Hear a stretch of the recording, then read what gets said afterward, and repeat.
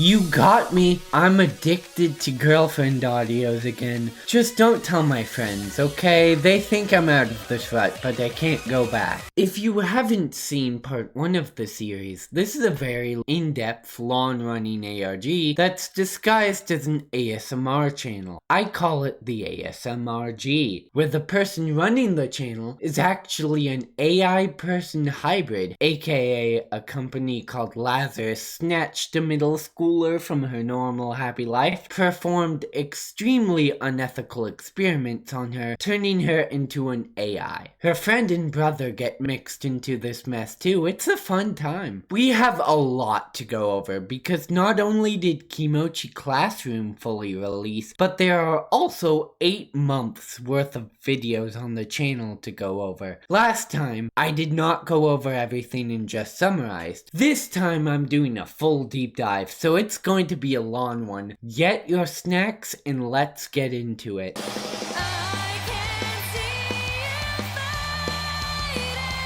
Let's start with the game, since if you remember, Kimochii Classroom takes place in 2015 and is a prequel to the entirety of the Radish ASMR channel. It is the story of how these characters ended up in this mess, and while it does reveal a ton, confirms and contextualizes a lot of things that are on the channel, it still gives you more questions and mysteries in classic Radish ASMR fashion. I'll split this game up into 3 acts. Acts 2 and 3 are the ones I want to talk about the most, but Act 1 has some really interesting details we can go over. Quick spoiler warning for Kimochii Classroom. I highly recommend you play this game yourself. It is a very fun ride, and I'm about to spoil the whole thing. So if you want to play it yourself, it is free. I'll leave the link in the description. I covered part of Act 1 in the last video since it was the demo, but the full game reveals that Act 1 was mostly happy. Chico puts on a rocking concert, she makes a song dedicated to Simone, it's very cute.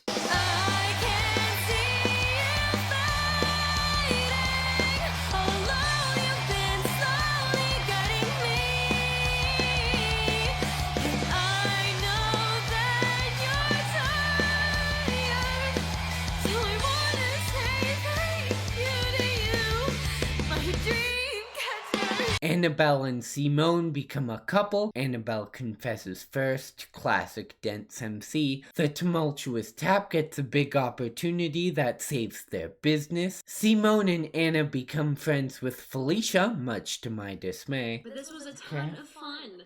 I can't believe we only recently started hanging out, Felicia. Yeah, you're so kind. Let's just forget everything that happened last week. You're so fun and definitely not suspicious. Come on, are you this easy to fool? It happened last week. A week of her doing this and you're all over her. Really? Okay. Yeah, I'd say we got a pretty solid trio going on here. Simone, listen to me very carefully, okay? You better not tell this woman anything about your personal life. Your job? Gosh forbid your house? Oh my gosh, if you introduce her to Chico, it's all over. It's all over, and you only have yourself to blame, sir. Everything is just dandy. There are a few instances where things are off, though. Oh, shut the front door. Oh no! I know this song well. This gives me flashbacks of the Annabelle video. Don't give me this rendition of it. If you remember, Felicia was quite the character. She acted cold, wouldn't even talk to us, but at the end of the demo, she did a complete 180, acting friendly and wanting to hang out with Simone. Obviously, this is not normal behavior, and Felicia is the main source of weirdness in this act. In the demo, there was an arc where Felicia lost a keychain that was important to her and it ended up in Simone's hands. Simone ended up fiddling with it, revealing a side compartment with a wheel attached. In the demo, Simone decides to not investigate further and we don't have a choice. Very smart of him. In the full game though, we actually have a choice, so we can be the dumb horror protagonists we were all destined to be and turn the wheel. When we turn the wheel enough, the compartment opens, revealing a USB drive. Plugging the USB in and clicking on a file titled Felicia Arison revealed that Felicia nearly died in a horrific car accident when she was 10 or 11 years old that occurred on October 7th, 2007. Felicia was in critical condition and her health was rapidly declining, so someone went to receive formal approval from Felicia's father to start something known as the reconstruction procedure. They called it her only chance of survival. Shortly after the procedure went live, a suitable underwatch replacement vessel under the name of Cambridge was acquired. The last thing Simone sees before unplugging the hard drive are procedures for erasing "it's cut off," but I have a strong feeling it was going to say identities. Now let's take a million steps back, because that was already a lot to take in. Felicia almost died, and because of that they started something called the reconstruction procedure that allowed Felicia to survive. What confuses me the most is this vessel named Cambridge. I don't know what the word vessel means in this context. I don't know what acquired means in this context either, and I'm not sure I want to. Is Felicia even Felicia? Who is Cambridge? Is this perhaps how she can switch emotions so quickly? We don't have enough information yet, but we will. Before we move on, keep in mind that it says Felicia is the first patient undergoing this procedure.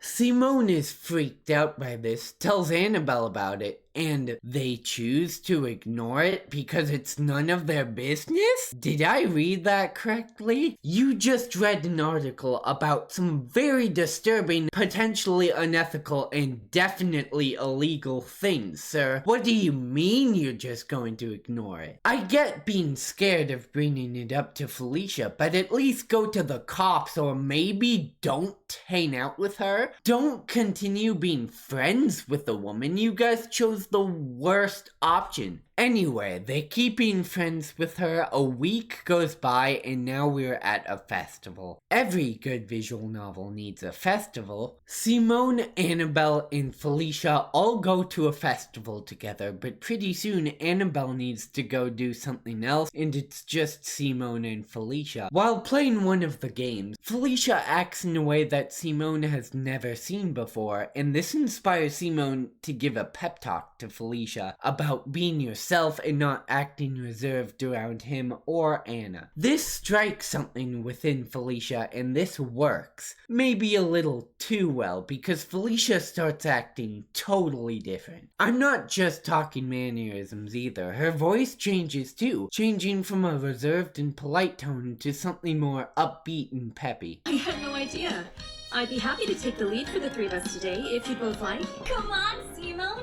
You're not gonna win if you keep zoning out like that. She starts taking charge, dragging Simone to all the games with wonder in her eyes, and Simone's kinda shocked. He even thinks to himself, whoa, this is like a different person. You're gonna wish you never even thought up those words in about 3 hours, just you wait. Felicia brings Simone to a hill where they go and watch the fireworks together. She looks ecstatic watching them, and it's all fun and games until she actually starts acting like a different person. Wait, a pouty Come on, face? stop calling me Felicia already. What? Call me Lily like usual. Whoa. Okay, now you're making up stuff from way out of town. Either she's lying or her brain got scrambled by the Lazarus Company. You're the best, you. What?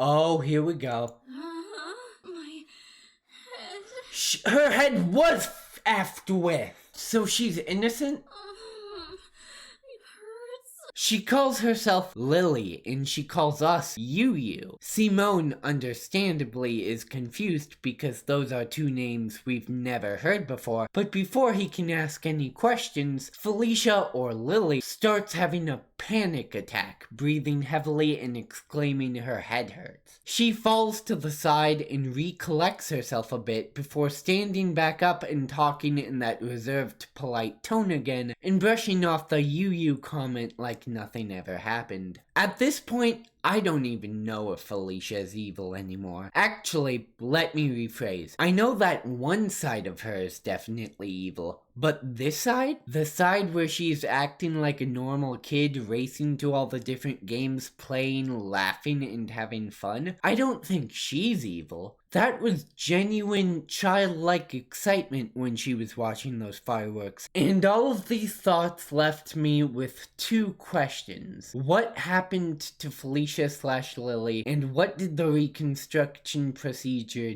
do to Felicia/Lily? She's two people in one. I don't even know who she is anymore, and this shatters everything I once thought about her. Not really, I still think she sucks, but I feel a little bad for her now. I don't even know who I'm feeling bad for, but I feel bad. Going to the festival was actually one of two options. There's a whole alternate scene if you choose to go to an idol convention with Chico instead. Something that I did not do the first 3 times I played this. I would be a terrible older brother. Anyways, nothing crazy happens like at the festival, although Chico does get incredibly fortunate. She wants a limited edition shirt that is rare and difficult to find. A man in a hat and sunglasses bumps into Simone and gives it to him. Suspiciously, that shirt has the same design as what we saw on a spectrogram in one of the transmission videos. I don't know if this proves anything, if that guy was a plant or not, but it is weird. Chico meets the author of Kimochii and he somehow guesses that she's a musician. I'm 90% sure this is nothing because if it was, the implication is ridiculous. If the author of Chico's favorite idol show is part of Lazarus,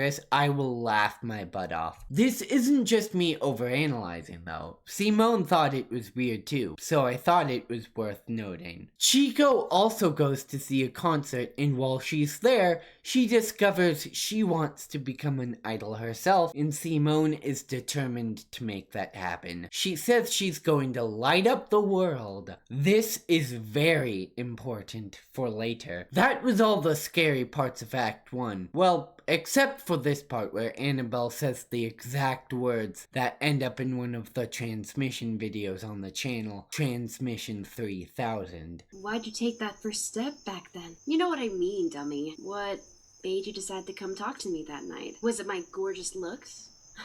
What? You weren't supposed to agree with me. I'm being serious here. So, why'd you take that first step? Mean, dummy. What made you decide to come talk to me that night? Gorgeous looks. What? You weren't supposed to agree with me.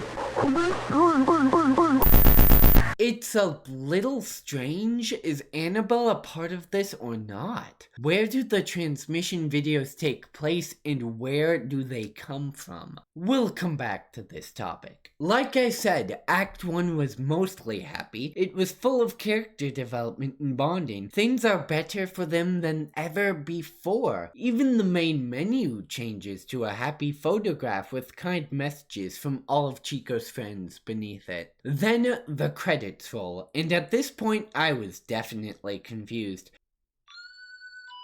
What? Is there multiple endings to this game, or is this it? Is that really the end? Nothing that scary or terrifying happened, but what I didn't understand at the time was that this wasn't the end of the game. It was the end of happiness.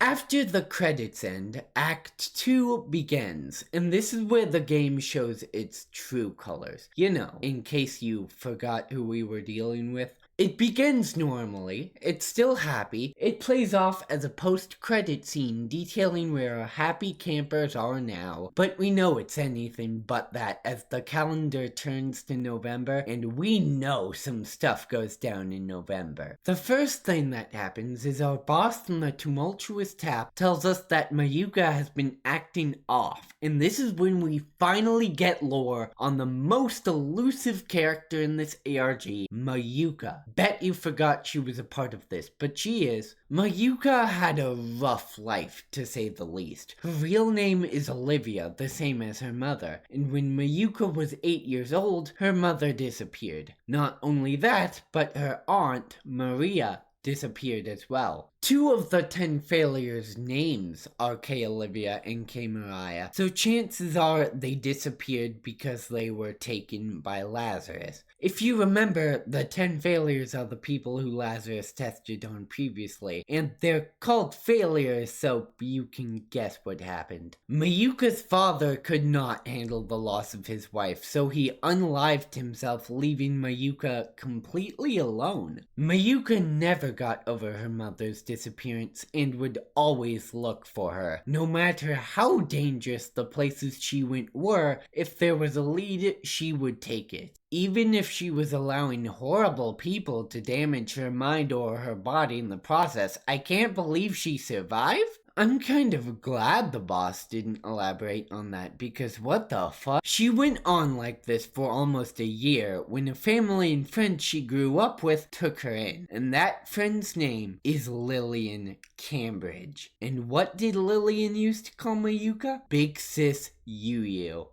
Okay, listen, the Felicia/Lillian situation is crazy. I do not know what to think anymore. I didn't know what to think to begin with, and frankly, it doesn't really make any sense. How could Lillian be Mayuka's childhood friend if Lillian was the vessel that was acquired for Felicia? Not to mention, I still don't know what vessel means, and acquired? Whoever this was, presumably Lazarus, obtained Lillian like she was nothing but a tool and put Felicia's soul inside of her. I don't get it. To make it more confusing, it's revealed that Lillian has also been missing for more than 7 years. So if the year is 2015 in-game and you rewind 7 years, you end up in 2008, which just so happens to be a year after the fatal car crash occurred. So, let me get this straight. Lillian was her own person. It was just Lillian. She befriended Mayuka. They got super close and everything was fine until 2007 when Felicia got into that fatal car crash. Lillian went missing around the same time, which probably means Lazarus acquired Lillian in some way. I don't want to know how. And Felicia's soul, or a piece of her mind, or whatever it is,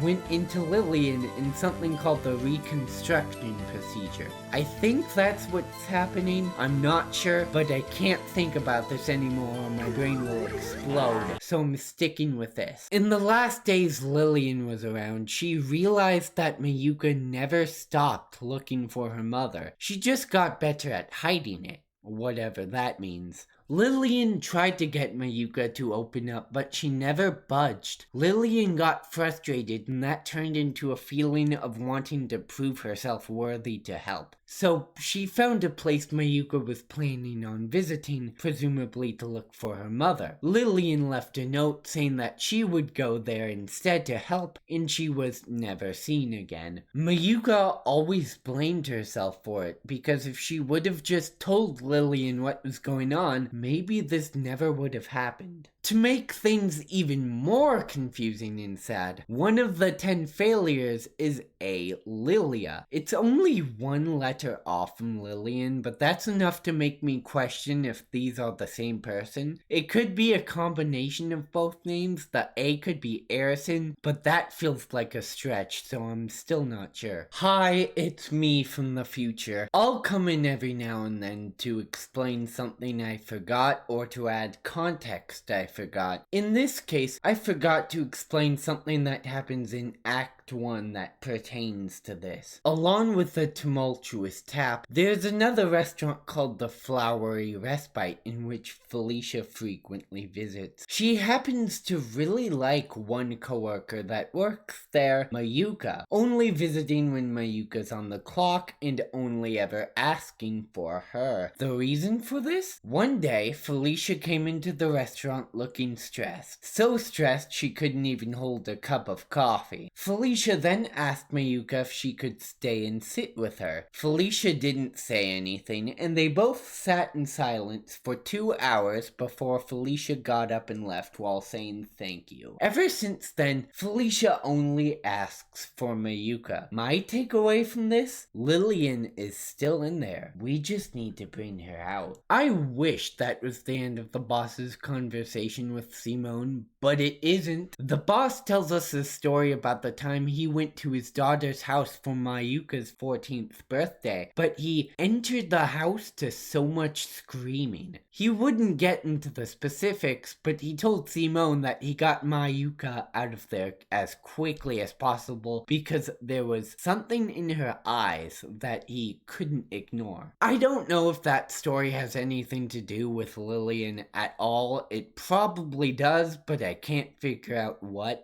All I'm thinking is how much trauma was in this woman's past. What the fuck? That was a lot to take in, but poor Simone doesn't even get the time to process any of that because he grabs his phone to find 15 missed calls from Annabelle, 8 missed calls from Chico, and 3 missed messages from Anna, telling him that there's someone following her and to call the police because she can't for some reason. That will be brought up again later. He frantically calls Anna, but Chico answers, telling him to come home. He rushes home, not caring about anyone or anything in his way, to find Chico in her room with Annabelle. Annabelle latches on to Simone, and Chico tells us that she thinks she was attacked, prompting Simone to call 911. As he is on the phone, Annabelle collapses. Simone and Chico freak out, get a footstool, and prop her up. The paramedics rush to the scene to find that Annabelle's pulse is now irregular. Anna is rushed to the hospital, and fortunately, the collapse was only out of shock, and she wakes up a few hours later. She tells them that someone attacked her with a taser. She doesn't actually say what it is, but the description gives us the interpretation that it was a taser. The taser left her paralyzed. She couldn't move or speak. They report to the police and go home shaken up but okay. A few days later, the police tell them that they found a suspect and took him in. They still take more safety precautions now, but assume the whole thing is behind them. But unfortunately, their pain has only just begun. It's November 14th, 2015. Chico is wrapping up another club session with her friends, texts Simone and Annie that she's on her way home. And as she is walking and talking to one of her friends... I'm so happy to...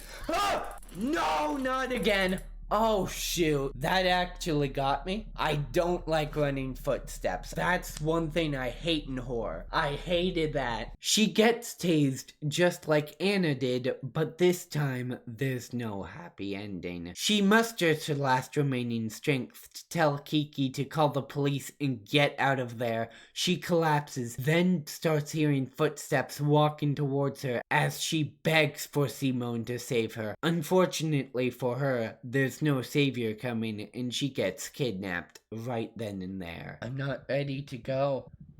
Simone.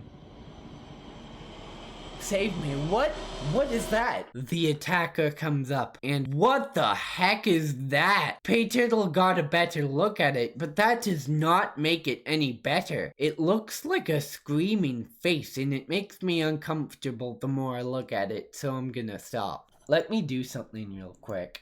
Oh! I thought that since the main menu changed once before it would change again, Chico's gone. Oh, that is haunting. Simone and Anna are having a chat when Anna gets a text from an unknown number that reads, "You have my thanks, Miss Annabelle. You led me right to her." I find this text really interesting. This implies that whoever's doing this was after Chico from the start, and they used Annabelle kind of like a tracker. So that could be a lead. Whoever did this didn't know where Chico was, but knew where Annabelle was. Simone loves his sister, so for the rest of the game, he's in blind rage / dumb horror protagonist mode. And honestly, I don't really blame him. Wouldn't you be the same way if your younger sibling got kidnapped? He rushes outside to get to Chico. The police also get there as fast as they can, but they're too late. Chico is gone and deemed missing. Simone starts running, looking for any clue, any lead that might be a step closer to finding Chico. He runs until his legs give out and he collapses. Mayuka finds him, takes him to her house. I'm assuming it's completely dark. She tries to snap him out of it, and it kind of works, but really it just leaves him hopeless. 3 weeks go by now. It's now December 11th, 2015. She's still missing and there has been no leads. Simone is on the verge of a panic attack by now. His beloved sister has been missing for 3 weeks and he has no idea where she went or what happened to her. Anna knocks on the door and reluctantly shows him a suspicious audio message that got sent her way. It's from Chico saying that she has coordinates as to where she is, but not to call the police as that would cause too much of a ruckus. She asks Simone and Annabelle to go there alone. Annabelle tries to tell him how suspicious it sounds, that they should think this through and that they should do this together, but Simone doesn't listen. He would do anything for his little sister, even betraying Anna by leaving a note on the counter and going to the coordinates on his own, mirroring what Lillian did to Mayuka all those years ago. Just a quick side note, yet again, Annabelle says the exact words that are in Transmission 3000.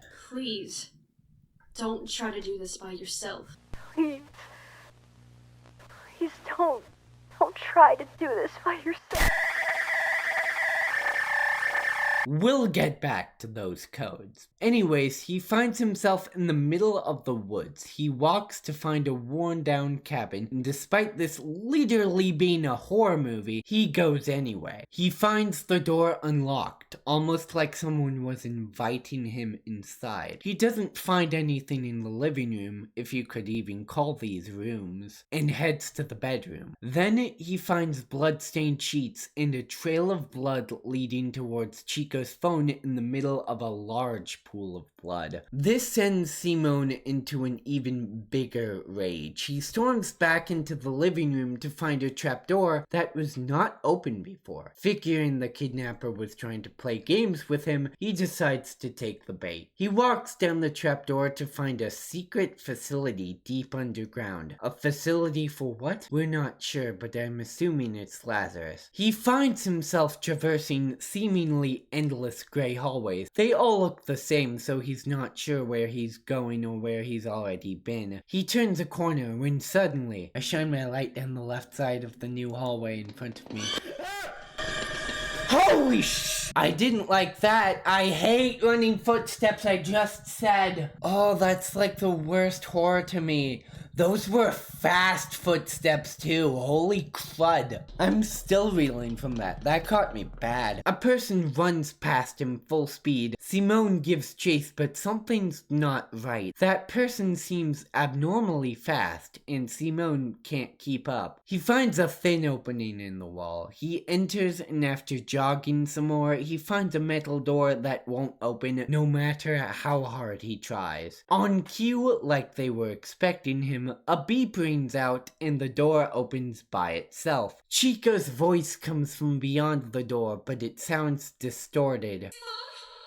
What? Oh shoot, it was a voice changer.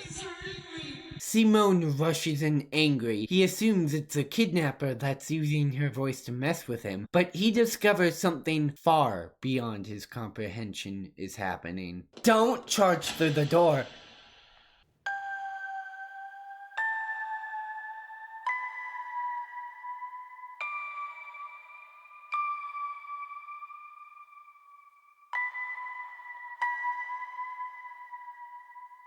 What the? I don't even know what I'm looking at. What is this? There's dried blood on the floor and at least 20 wires have been injected into her body, with larger ones on the back of her neck and head. Are these the root link and conduit we've heard so much about? If you're wondering, there's no light in her eyes. Chico's dead. I guess Simone can't be her dream catcher anymore. Not to mention, they did all this in less than a month. They ripped into her like animals. Just to give an accurate timeline, this is December 11th, 2015. This happened after all the logs from 2015, before Simone got involved. I wonder if that's why there were no logs for 6 years. Simone can't process what's in front of his eyes, so he just pukes. Footsteps approach, he hears a girl's voice, and in a twist absolutely no one was surprised by, it's revealed Felicia was behind this. I could have told you that from the very beginning, Simone. I'm sorry, I could have. She tells him that the moment he looked at that USB in Act 1,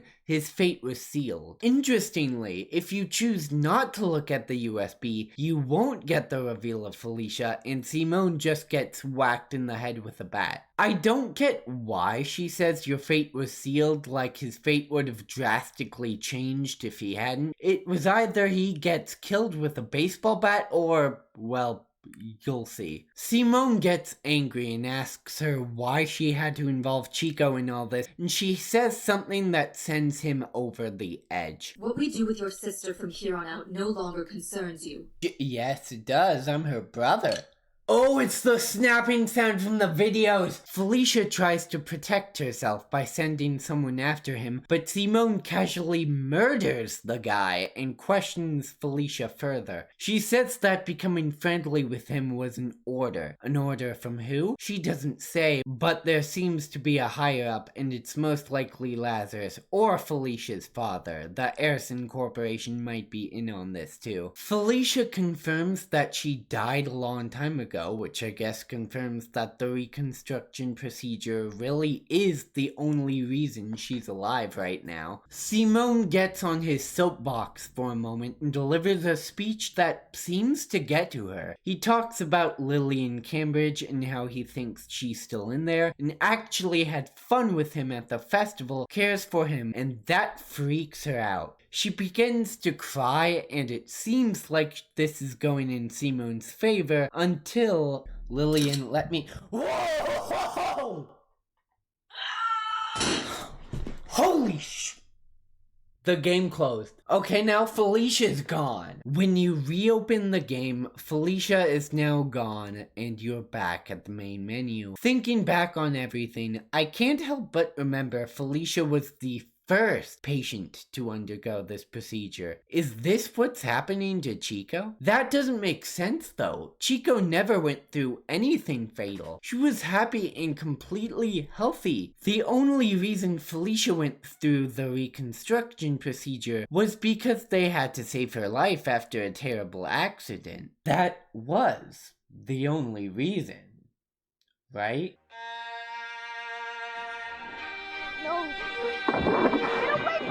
You click on the red folder to start Act 3. It's February 9th, 2016. We're in Annabelle's perspective, and she's still having nightmares about finding the note Simone left on the counter. He hasn't come back yet. Kinda hard to come back when you have a bullet hole in your brain. Annabelle is super depressed. She lost her boyfriend and her boyfriend's sister within 3 months, and now she spends time in her room all day. In the midst of all this, Anna could barely look at her phone after everything that happened, so Felicia graciously gifted her a new phone. There is no chance in heck that the phone is not bugged with something. If it's from Felicia, I simply don't trust it. There was also that moment where Annabelle couldn't call the police on her old phone when she was getting attacked, but that could be nothing. I'm sure Felicia had absolutely nothing to do with that. Mayuka has pretty much become Annabelle's therapist throughout all this. That is probably helping little by little because Annabelle musters the strength to go to school for the first time in 3 weeks. She goes to school and it turns out people missed her. Students stand up one by one to greet her, and it's all wholesome until Felicia pops her ugly head in and asks if she wants to hang out together. And so they do, and bond together. Again,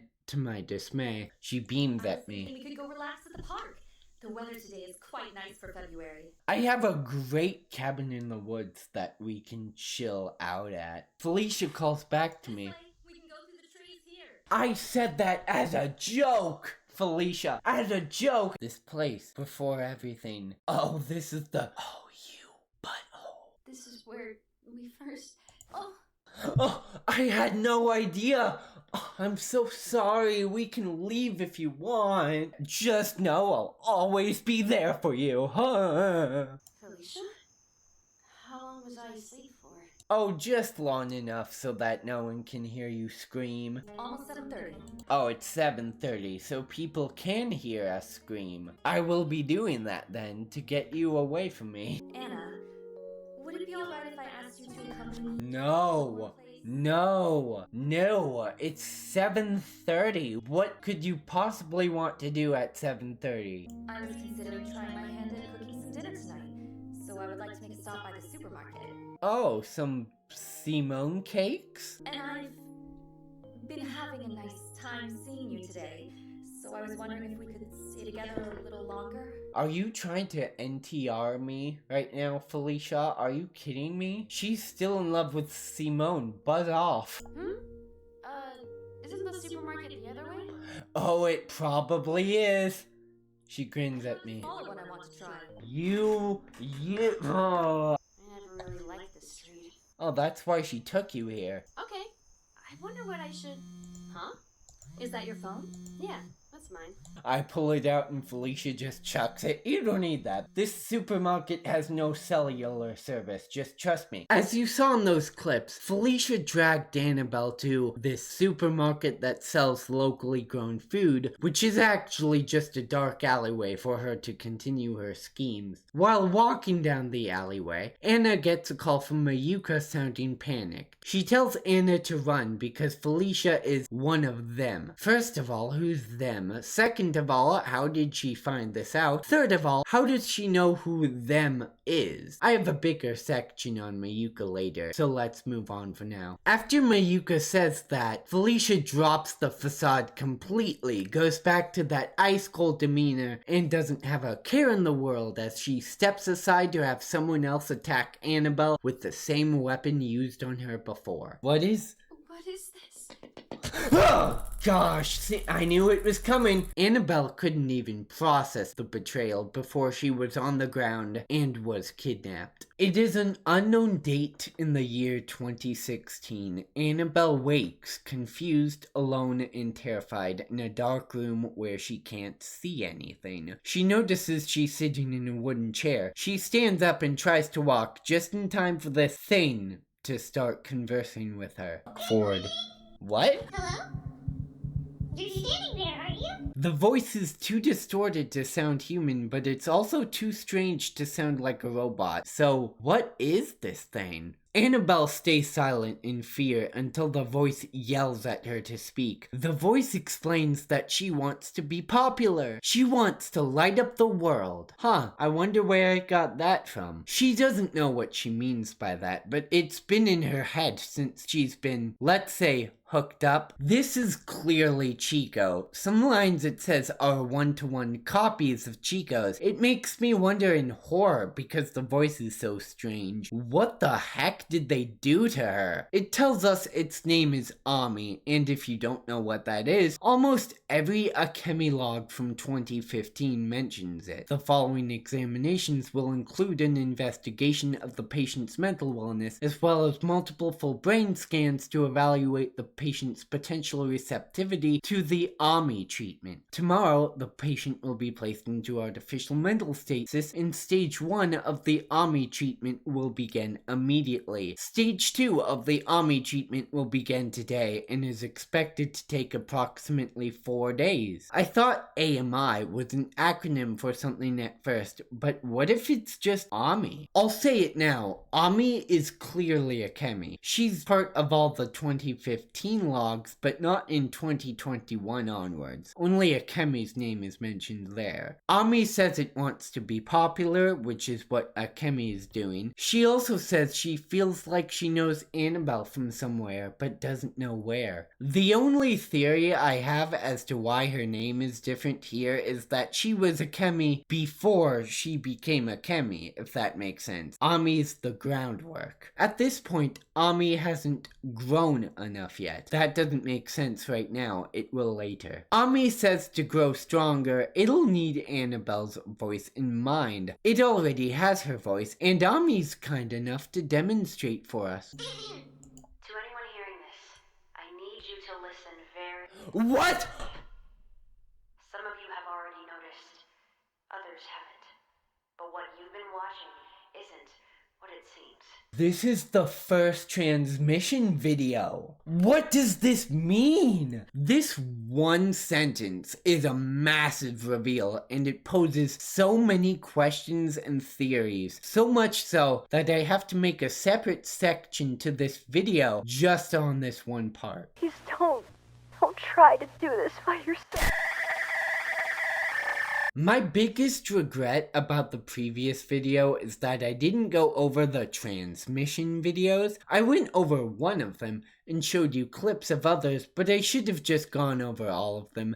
They are so important to this mystery. All of the transmissions are from a researcher named Annabelle. My name is Annabelle Sylphied. I began here several years ago as a volunteer. My examination proved successful, and I was allowed to begin contributing to everyone's efforts here. I became a standard employee and moved into being an analysis researcher and finally an active integration scientist. This will be trial number 57 of the Omicron pattern connection. The reason why I'm putting Annabelle in quotes is because this line that Ami says here is the exact words of the first transmission video. To anyone hearing this, I need you to listen very closely. Some of you have already noticed, others haven't. But what you've been watching isn't what it seems. This confirms that we've been tricked to think that this was Annabelle. Not only was the first transmission video not Annabelle like we thought, we can also assume this means every transmission video wasn't Annabelle like we thought it was. It was all Ami. Transmission 3000 is all about Akemi mimicking her like she does here, but this time using actual intimate conversations from her life, with Annabelle being horrified and confused. This is where I need to initiate something I like to call the correction section. A big part of my previous video was saying that Annabelle was a part of Lazarus because of this video, but that's a transmission video, and as we just learned, they shouldn't be trusted. In fact, Annabelle does not talk about Lazarus once in the game. Annabelle's dad does own a company, but it's under a completely different name, Misdemean Technologies. This does answer my previous question from my previous video about why they tortured Annabelle even though she's a part of it, but it also reopens a question I once had. The major reason why I thought Lazarus was involving Simone, Annabelle, and Chico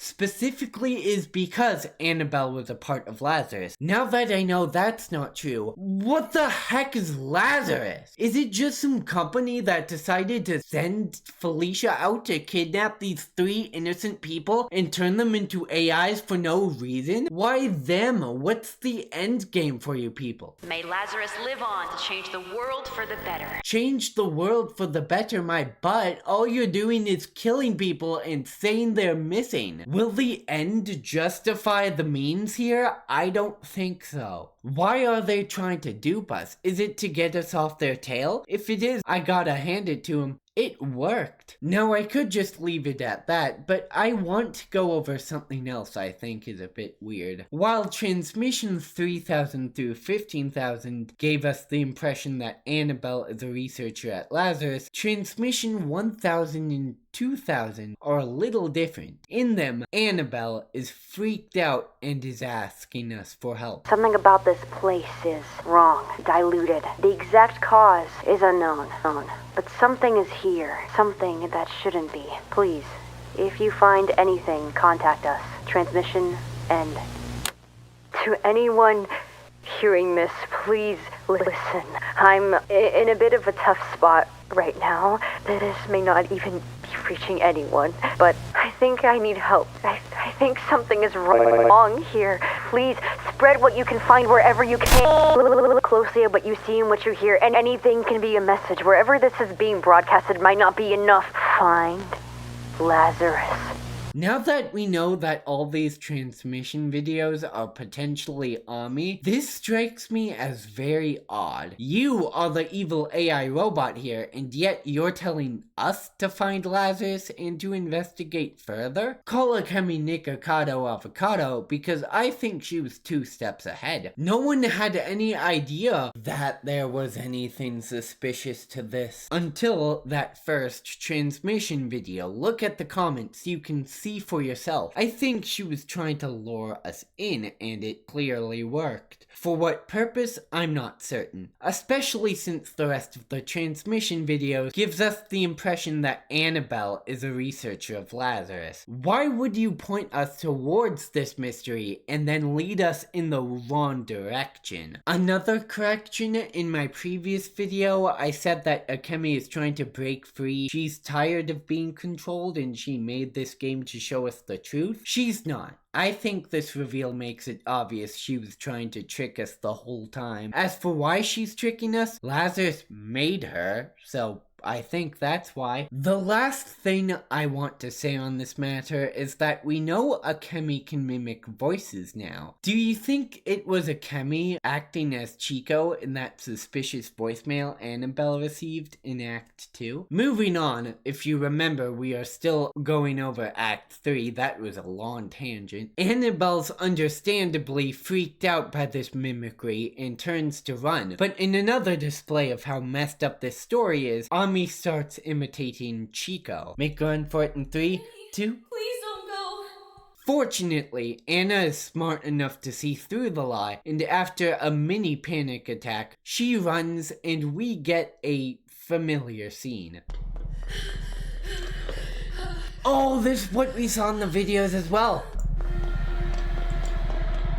Oh no. Oh fudge, I know what this is. This is that part of... I know what this is, dude! As she hears the saws or drills or whatever that is, she starts to wonder what kind of hell she stumbled into. She keeps running, but she can't see anything, so she crashes into a wall full force as the voice of Chico gets more and more distorted. Ugh. She readies herself, tells herself she's okay, and starts moving again when touch my hand against the wall and feel something like a doorway. Maybe I can... What? The problem with running with no sense of direction is you may be running into a bigger problem. And unfortunately, Annabelle did just that. No one is on the title screen anymore, and if you haven't seen part 1 or Radish ASMR and don't know what happens after that siren blares, let me give you a friendly reminder. They drill holes into her head while she is alive and she dies. Yeah, it's not pretty. That's how the game ends, with no one on the main menu, everyone dead. It's a shame, but oh well, nothing you can do about it. Let's move on to the video. I thought I was done with this game and I started working on my script for part 2, but it's come to my attention that there is a secret ending. Oh yeah, I forgot about the secret ending. I will call this Act 4.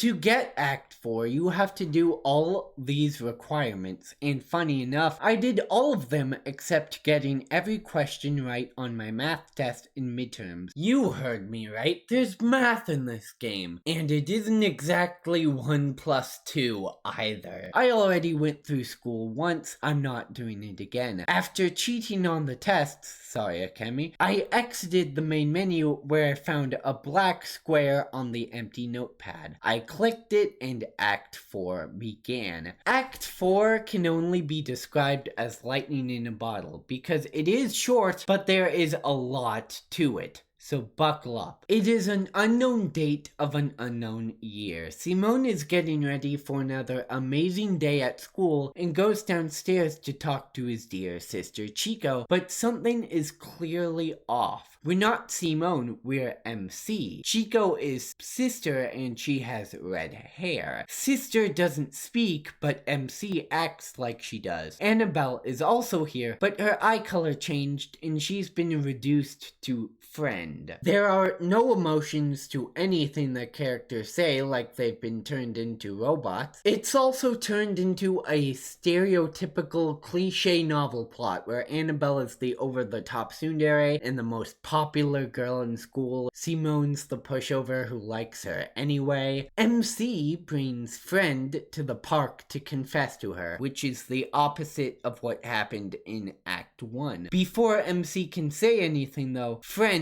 confesses first, and I guess that triggers that memory within her because she breaks character right after that. I love you. Why am I... Oh, she's awoken. Who are you? Oh no, this is so messed up. You've always been special to me. I don't know what I'd do without you.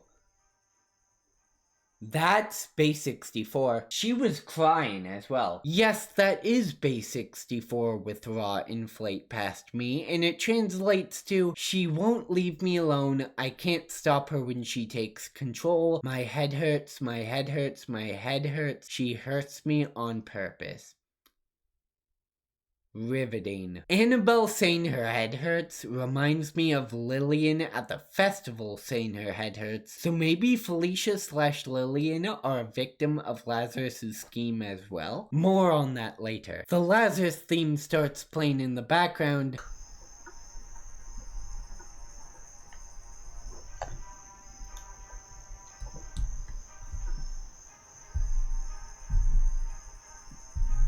Confirming that Lazarus has them trapped. But we're still not sure if this is a simulation, a false reality, or what. For this next part, instead of stopping to theorize about something or explain as we go, I'm just going to show my raw reaction to the rest of this act. If I didn't, I would be stopping this every 10 seconds because there's so much that goes on here, so let's watch. I'm home, / /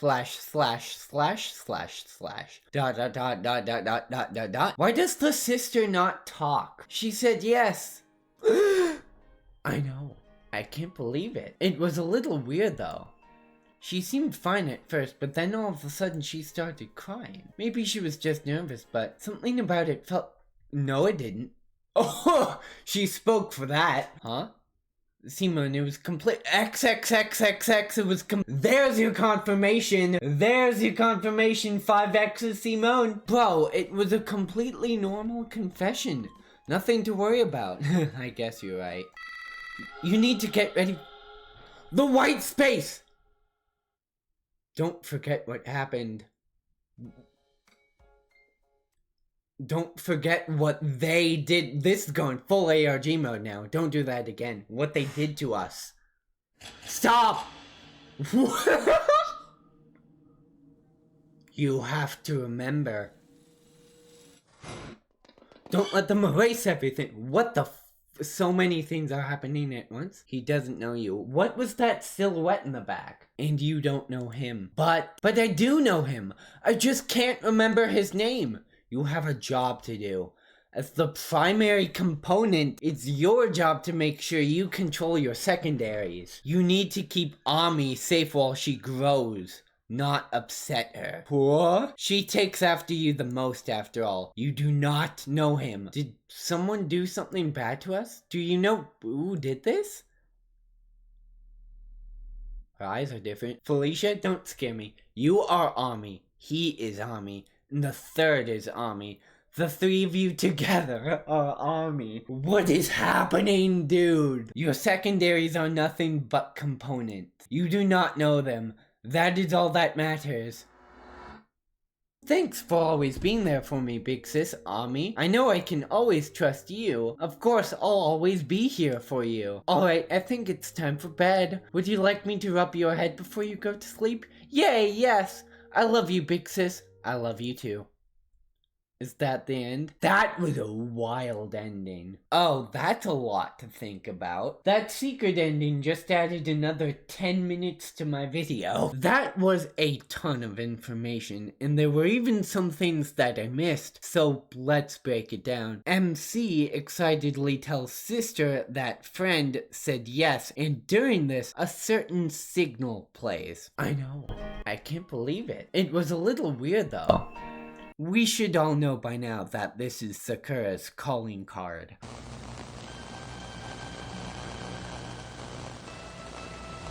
MC tries to explain to sister that friend felt off, but sister shuts that down immediately. Probably Lazarus's influence coming in there. Then we get a confirmation that 5X is Simone, and not only that, but I was right that his name was being censored. The game glitches out and the white space appears for a second, not that one. This will make sense when we talk about the videos. Text appears on the screen that says, "Don't forget what happened, don't forget what they did to us." Sister tries to stop it, but it's no use. An image of what I assume to be the Lazarus hallway pops up, along with the text, "You have to remember." The text is in blue, so it could be Sakura saying this, but we're not sure. Then we get a red silhouette in the back. It's too blurry for me to tell who it is though. More text saying, "Don't let them erase everything." Felicia pops up and starts talking to someone, a mystery person, saying he doesn't know you and you don't know him. Some text pops up saying, "But I do know him, I just can't remember his name." It's presumed that Chico is talking to Felicia here, because the him in the sentence is probably Simone, since before this they were chatting at the dinner table. Felicia then gives us a lore dump, basically saying that Akemi is Chico, but she's only the primary component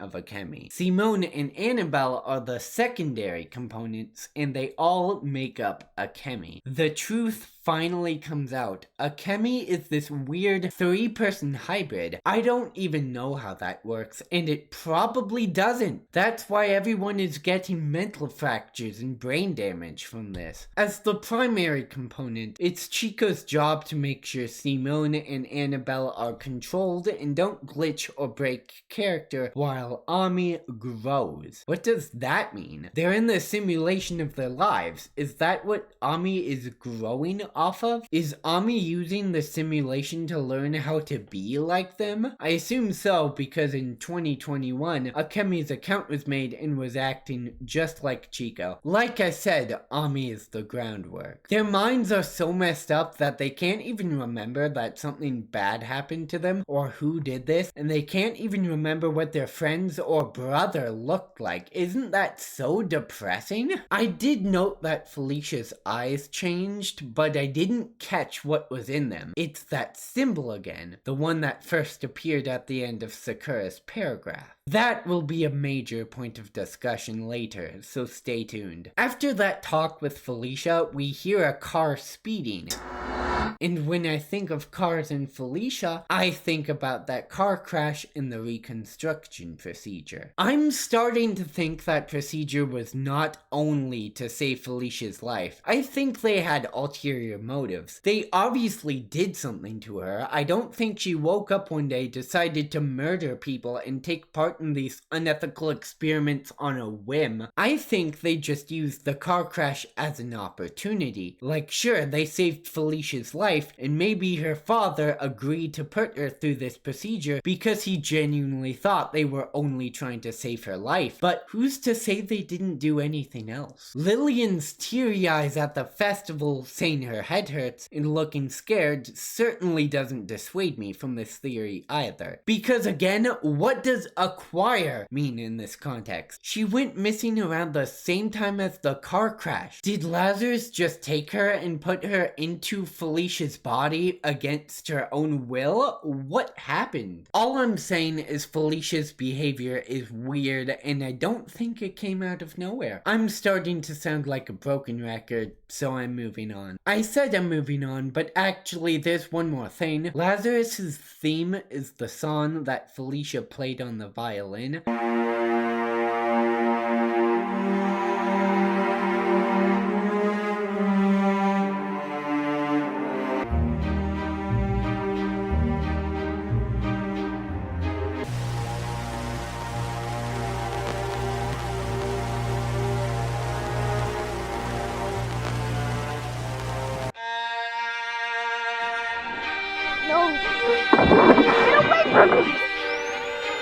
I'm not sure what that is saying. Why would they choose that as their theme song? Is Felicia important to them in some way? Maybe they made it their theme because Felicia was the first victim, participant of the reconstruction procedure, and they want to celebrate that? I really have no idea. That's all I have. Lastly, we get this odd scene where Ami is calling Felicia a big sister and Felicia is treating Ami like a child. This scene is weird and I'm not sure why Felicia is treating her this way or what Felicia wants from this. What I can tell you is that big sister reminds me of what Lillian used to call Mayuka, so maybe it has something to do with that. The term big sister is mentioned in Radish ASMR though, so look out for that. Now that we finally went through everything in this game, let's take a step back and analyze this game as a whole. This is the most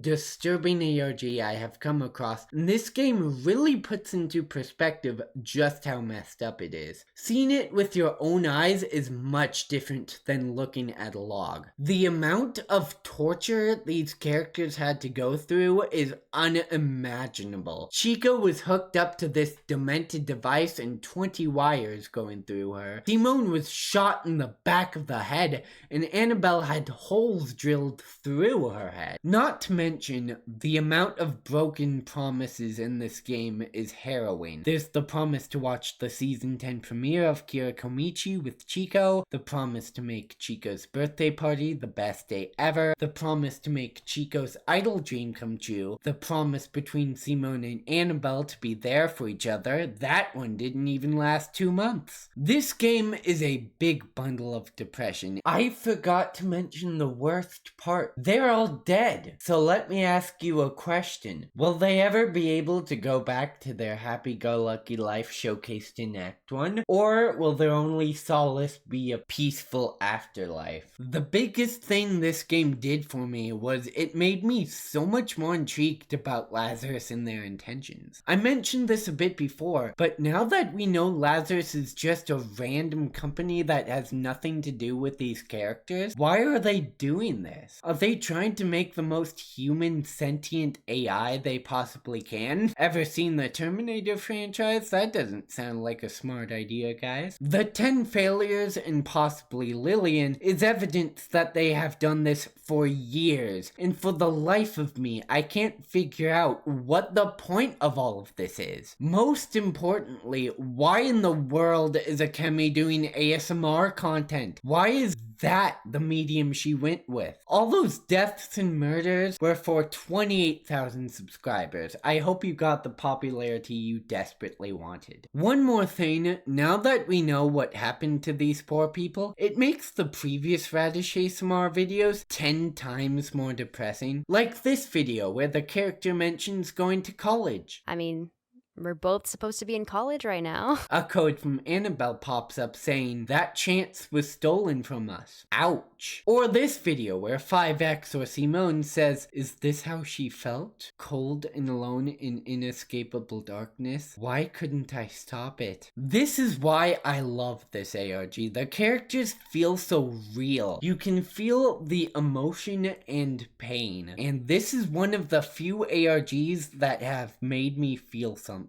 This game told and revealed a lot that cleared up a lot of the confusion I had in part 1, but there still is one character that perplexes me.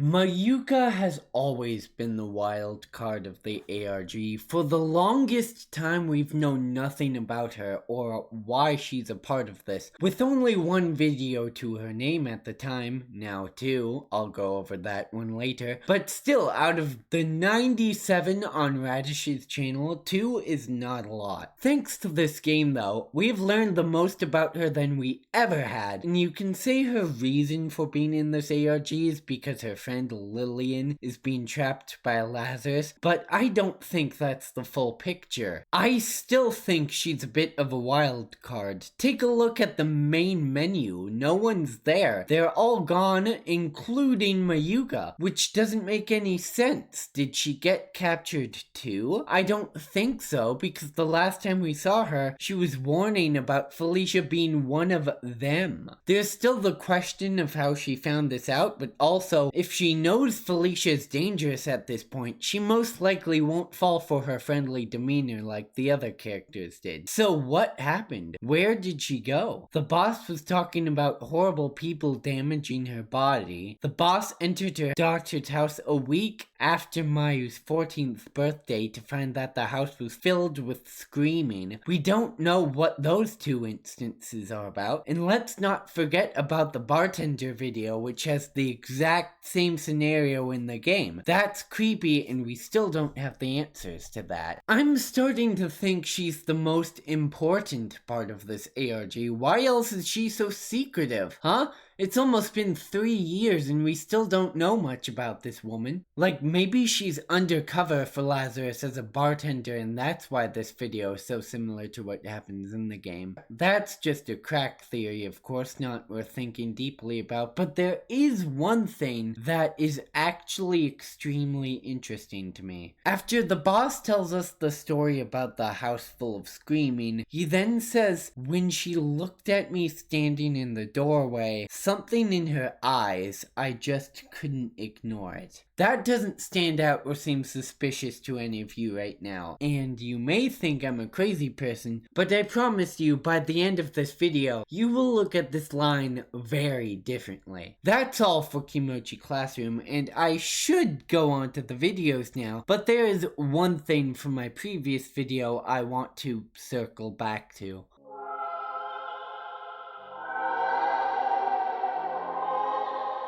In my previous video, there was a section where I talked about a character named Sakura. During that section, I went over a lengthy paragraph of Sakura's, and I basically said that I had no idea what it was about, and I moved on. But now that we have new context to this ARG provided by the game, I wanted to go over it again and see if it made more sense to me. Spoiler alert, it did. I also theorized that Sakura was Felicia. Spoiler alert, she's not. We were all so wrong. The reason I say we is because I don't think anyone knew before the game came out. I never mentioned this in my last video, but before the paragraph, there was a video on Radish's channel titled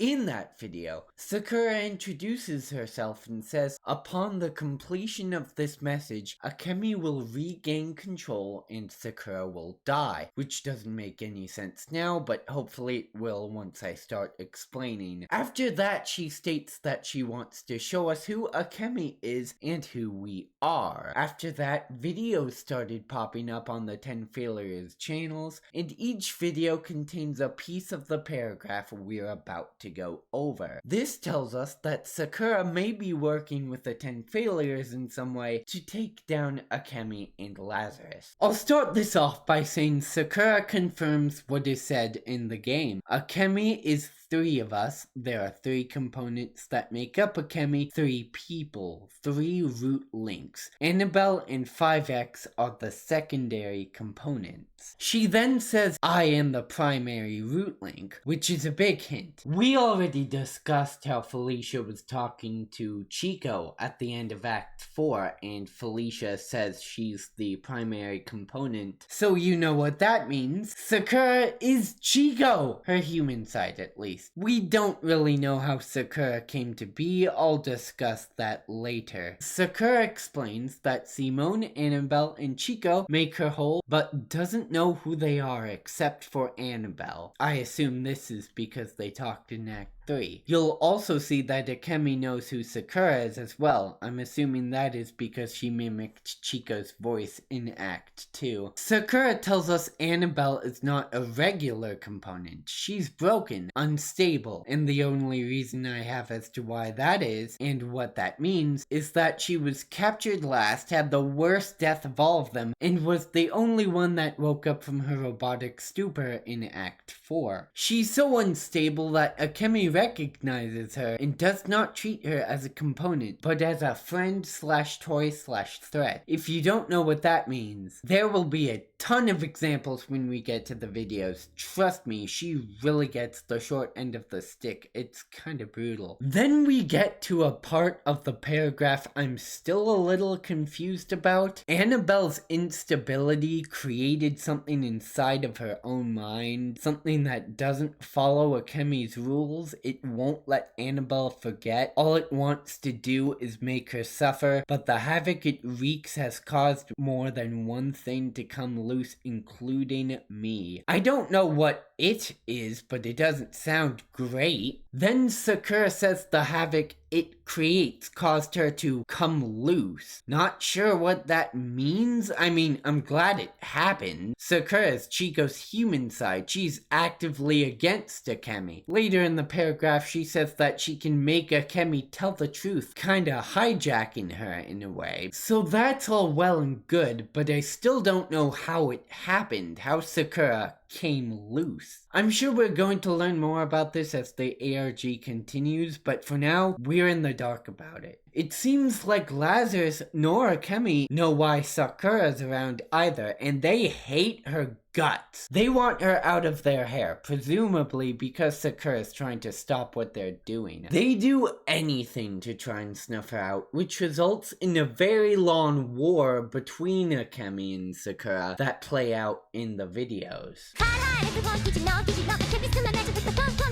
I don't know how long the video is at this point. If you're still here, I appreciate you so much. We are finally getting to the new videos. This portion won't be any shorter though, because almost every video has something to it, so let's get started. Oh, and some of the videos involve the listener, and to maintain simplicity, I'll call the listener Simone from now on, since it's confirmed. I'm adding this in because I messed this up a bit. Simone was confirmed to be 5X, but we still don't have any confirmation that he's the listener as well. Though, after watching all of these videos, I'm 95% sure Simone is the listener, especially these 2 videos. This first video doesn't have much. It's an RP where the character is jealous of Simone for going to a party with another girl. What?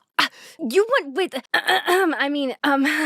you went with her. They go back and forth a bit until the character says that she knows who it was. I bet I already know who it is. Do you really want me to say their name? Here goes. Isn't it? She says the name, but we as the viewers don't get to hear it. It's censored out. Simone heard it though, and he immediately says that the reason he was with that unidentified girl was that he lost a bet. The bet ended at 9:30, and they both immediately went home when the bet ended. What? You don't like her? Then why was she your date to the party tonight? You both lost a bet? The bet only lasted until 9:30. Okay, I guess you were pretty pretty ready to get out of there then, huh? Ah, you both wanted to leave. I usually won't go over the roleplays themselves like this, I'll mostly just go over the scary ARG things, but I found this one interesting. As for the scary content of this video, there's nothing other than a hidden tag that reads, "That girl was a dirty traitor." It's Simone saying that, and I think we all know who he's talking about, Felicia, and it seems like he still holds a grudge towards her after all these years. I would too. She fundamentally disrupted and destroyed their peaceful life, so I can't blame him. This seems to imply the girl that was talked about in the video is Felicia as well, although I don't know why she's mentioned or what she gets out of it. That's all for that video though, and the next video has even less to it. Just a kiss on the forehead? Yeah, I can do that. But just one, okay?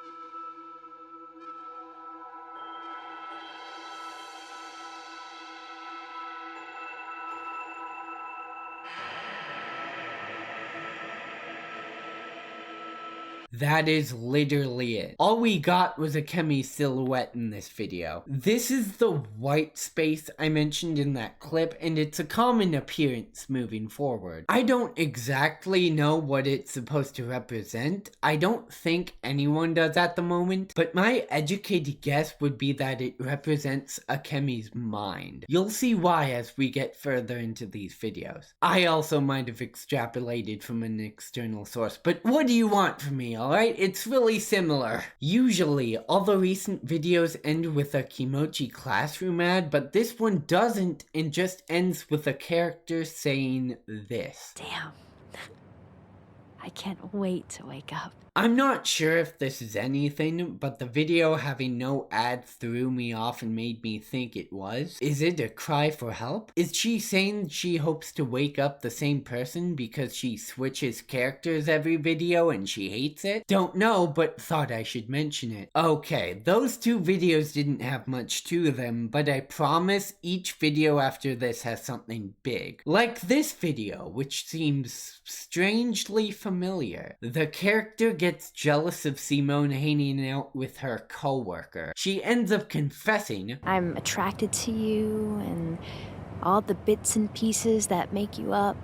Not the best choice of words, and it seems like Simone agrees because he denies her and this happens. Why? Tell me why. I'm always thinking about how to make you feel comfortable when you come back home. I prepare meals that I know that you like, whatever I can. What about me could be so wrong that you just say no that quickly? Oh my god. There really is another girl, isn't there? I bet I know who it is, too. I've seen the way that you look at each other. The way that you smile back to her.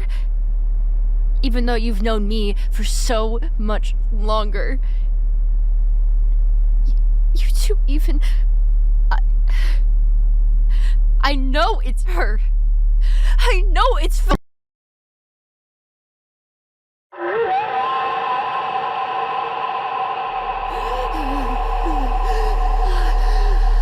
No, no, no. I can't.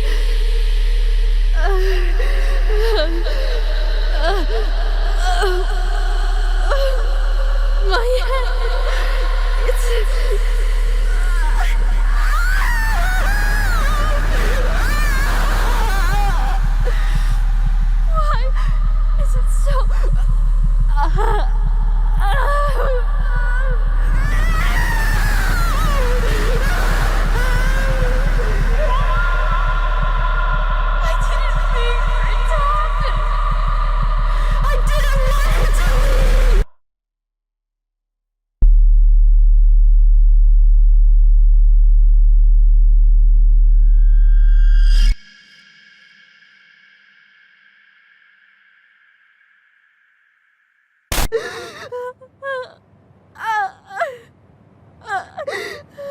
Before we even get to the codes, there's something she said at the very end. I know it's Kinda sounded like she was about to say Felicia, which leads me to a question I have for her. Why are you butting in on these videos? Haven't they been through enough? What is your goal with this? Is it just to continue torturing them? Is it to feed your ego? What is this strange trend of videos I'm seeing? What are you doing? Back to the codes, we have Annabelle, you're so wonderful, I want to see more of you. Then we have two codes saying the same thing, showcasing that Annabelle blames herself for what happened, she always has, and Akemi has become another voice in her head that tells her that, because Akemi and Lazarus are jerks, I guess. There you are. I was hoping I'd see you again. I want to know more about. I wish you wouldn't always run away. It's okay though. I know I'll see you again. The first 3 lines are terrifying. I don't know what she means by that, and I don't want to. Annabelle doesn't either, because she runs away from her before Akemi can learn more about something. The character in the background is from the first video on the channel. I'm not sure what that's about, but Simone is revealed to be dead in the RP of that video. The pocket knife you gave me on my birthday. You were being so emotional with it as well. Saying things like, this knife isn't just a knife, it's a part of me that I'm giving to you. If you ever feel scared or feel like you're in trouble, holding it will remind you of when you used to hold on to my arm. It wasn't a joke for you. You knew that I needed to be on my own from now on. So my guess would be it's another way for Akemi to torture Annabelle more than she already is. This next video seems normal until you get all the way to the end. Sleep well. Baby.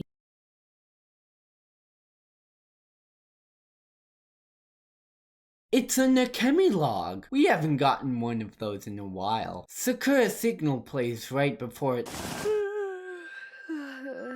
So I think that means that Sakura grabbed this log for us. Thank you kindly, Sakura. This is a pretty long one though. This is going to take a minute. The date is December 24th, 2024. This report is being written to document a recent trend that has been observed within Akemi over the last several months. However, while this report is being labeled as a recent observation, it is possible that the origins of this trend go back much further. Akemi is becoming more aware of herself, and likely due to the increasing number of destabilizations within her core matrix, she's becoming more curious about herself as well. It has been theorized that this desynchronization within Akemi as a whole originated from one of her secondary components. I'm thinking that's Annabelle, which was observed to already be unstable even before it was fully connected. I wonder why. You guys gave Annabelle the worst death. Keep being unstable, Annabelle, you deserve it. Returning to the primary point at hand, interesting choice of words, Akemi has been steadily neglecting the use of realignments for the correction of destabilization errors. It is unknown why, as it was a tool provided to her specifically for the errors she's encountering. However, what's even more important to note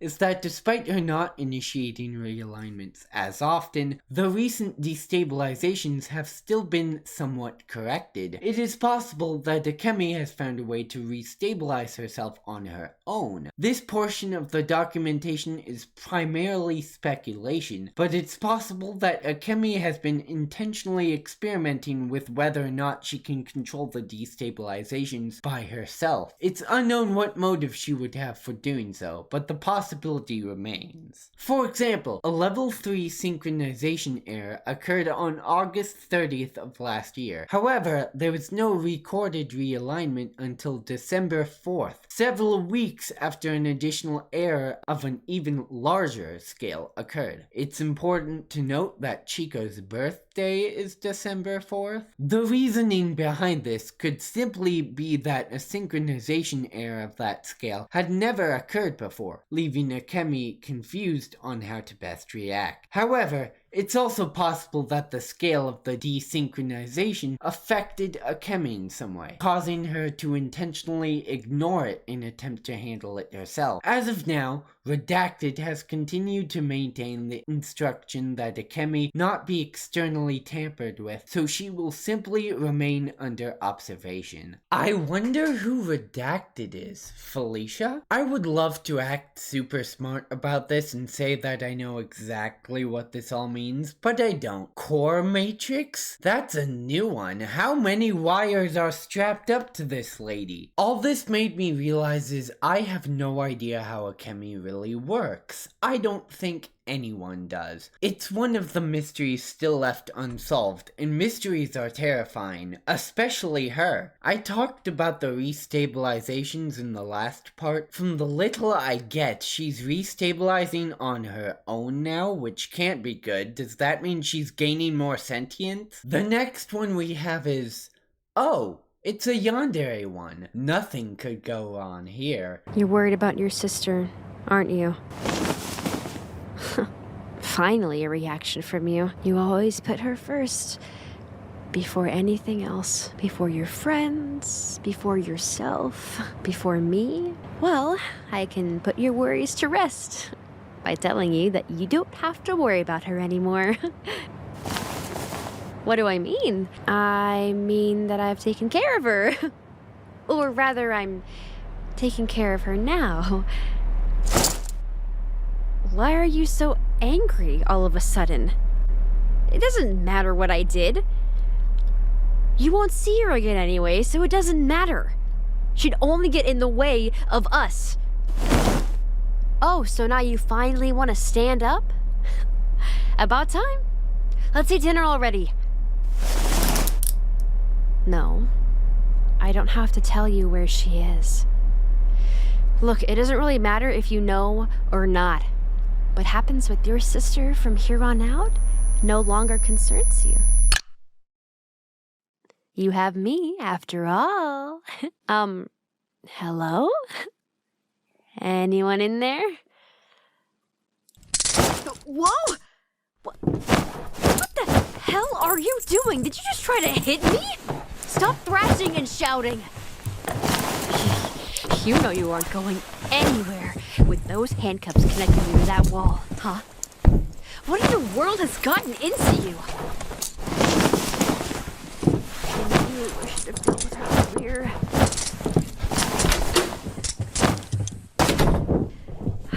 Guess we'll have to come back when he calms down. He'll get over it all, huh? Eventually. I'm gonna come back once you've had some time to come to your senses. I know you'll understand how I feel at some point.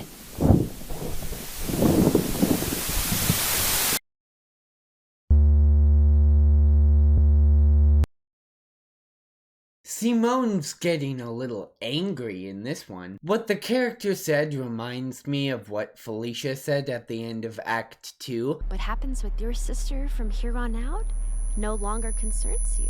The codes are, hee hee, I knew there was something more to you, and now I know what sets you off. I assume this is Akemi talking to Simone, since Simone was the one who went off the handle in that RP. This is where I get confused again. I thought Akemi couldn't recognize anyone but Annabelle. Why is she bullying Simone now? Going back to that log in the last video, I wonder if this is what it meant by Akemi being more aware and curious about herself. She's not only restabilizing herself on her own now, but she's also noticing other components besides Annabelle that make her up. I'm not sure if that's a good or a bad thing, probably a bad thing. This demon AI is getting worse by the second, but let's not worry too much about that and go to the next video. This is the only video that has me completely stumped. I actually got more confused about this video after I played the game. I'll show you what I mean. Why don't we have a little movie date at my place? How does that sound to you? I could see you there in maybe, 30 minutes? Okay then, I'm gonna get out of here then, okay? I'll see you in a bit, handsome.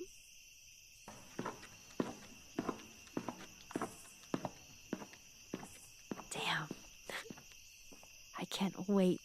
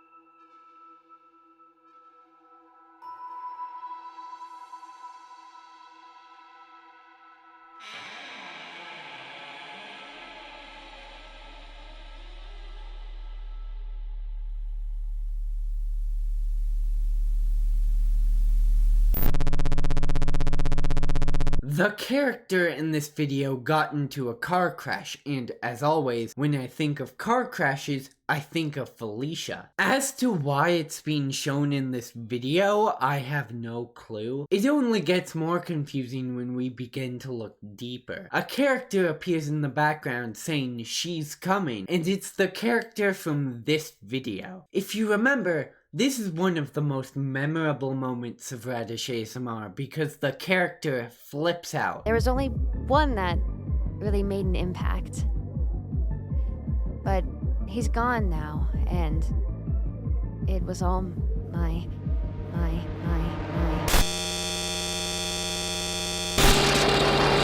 One day, everything just went so wrong. Who are you? We've had videos that contain other characters within them before, so this isn't exactly new, although I'm not sure what it's getting at. Is it another hint that all the characters are the same? I feel like we already knew that since it's happened many times before, but I can't derive any other meaning than that. That was a lie. I just lied to you. Truth is, I had a theory as to what this is getting at and what this video is for, but I thought it was too much of a stretch to include it in the original script. But then I thought to myself, this is a gigantic video dedicated to trying to figure this ARG out. What's the harm in another theory no matter how much of a stretch it is? So here you go. I thought that maybe since this character showed up, these two videos are connected. Not directly, because these two videos are not talking about the same thing at all, but I went back to this video and noticed the character said this. One day, everything just went so wrong. Is this the day that everything went wrong for Felicia? It would make sense. This video is about a car crash, and the car crash was the incident that started the whole reconstruction procedure, and like I said, maybe they did something to her to alter her life permanently. I'm not that confident that this is what this video was trying to get at, but it's just all I could come up with because this video really perplexes me. Then we have the codes, which are Akemi saying, "Annabelle, show her to me," and "this is not for them to see." I know what the second one means. That one's directed to Dust for peeking into her white space, but what does the first one mean? Who's her? I'm going to move on to the next video before I get a migraine. Why don't we, watch a movie or something? I've got some popcorn in the cupboard and a few nice blankets. Sounds like a great time for a night in, doesn't it?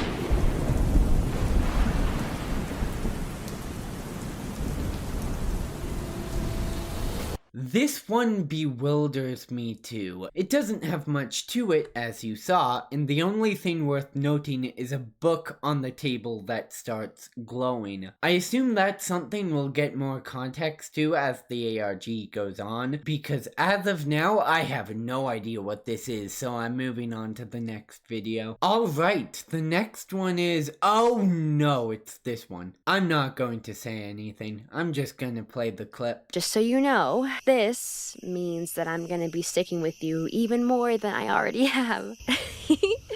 Of course you'd like that. I mean, well, just don't say I didn't warn you, alright? And now that you've got me, you won't need to worry about that sister of yours anymore. What do you mean? You don't need her anymore, right? I'll take care of her. Hey, come on. What's with that expression? What I do with your sister doesn't concern you. Don't even worry about it. My head. Oh my god, what just happened? Sorry about that. Oh, my head just started hurting really bad all of a sudden. Hey, are you okay? Why are you looking at me like that?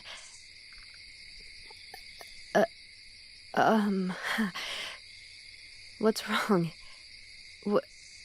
Why are you making that scary face? Hey, this isn't funny. Okay? What's wrong? Why are you suddenly... What are you...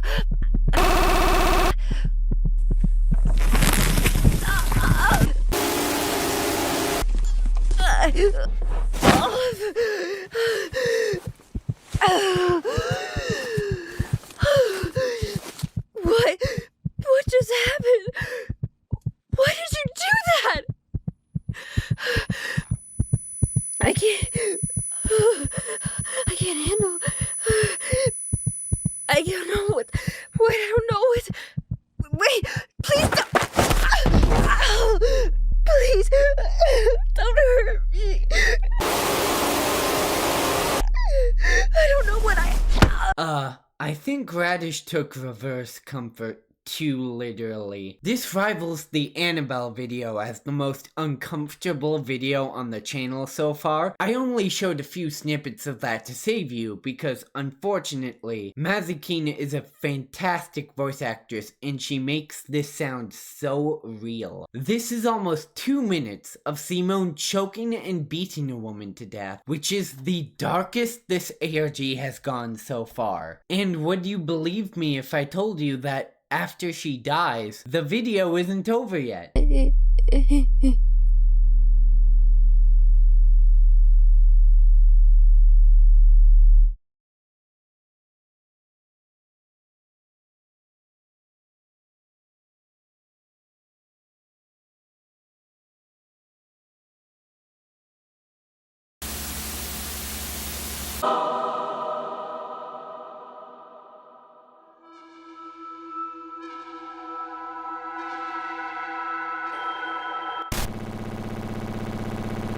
There is a lot to talk about here, so let's take it from the beginning. A code flashes on screen, which is Akemi saying, let's try something else, and this starts to become a repeat of the yandere video. The text changes to, you don't need her anymore, right? As she starts acting like Felicia. Then she turns back into the normal character, saying her head hurts. So I guess Akemi has the ability to change the character mid-roll play now, which is terrifying. This doesn't stop Simone from getting very angry, to say the least. While he's choking her, codes pop up of Simone saying that's right, because of her, because of that traitor, it's all her fault. So I guess he was convinced this was Felicia. Akemi's plan worked. whatever Akemi did. I'm still not sure what she did. Akemi then sends a series of codes, the first one addressing Simone, I'm assuming, saying, "I knew it. You've got it too." When this video first came out, I had no idea what this meant and no idea what it was. Now I'm thinking it's that symbol. But again, that will be discussed at a later time. The rest of the codes are Kemi being mad at Sakura, calling her someone unwelcome, telling her, "I won't let you bully me, I won't let you tell them any more lies." But she's not telling lies. She's Chico's human side. Like I said though, Akemi and Lazarus hate Sakura and will do anything to keep Sakura away. And their feud is kinda hilarious, not gonna lie. Moving on to something completely different than anything else on the channel, the title of this video is Lust, and the thumbnail is Akemi blushing. Considering the last video, I started to think Radish was going off the deep end when this came out, and in a way, she has.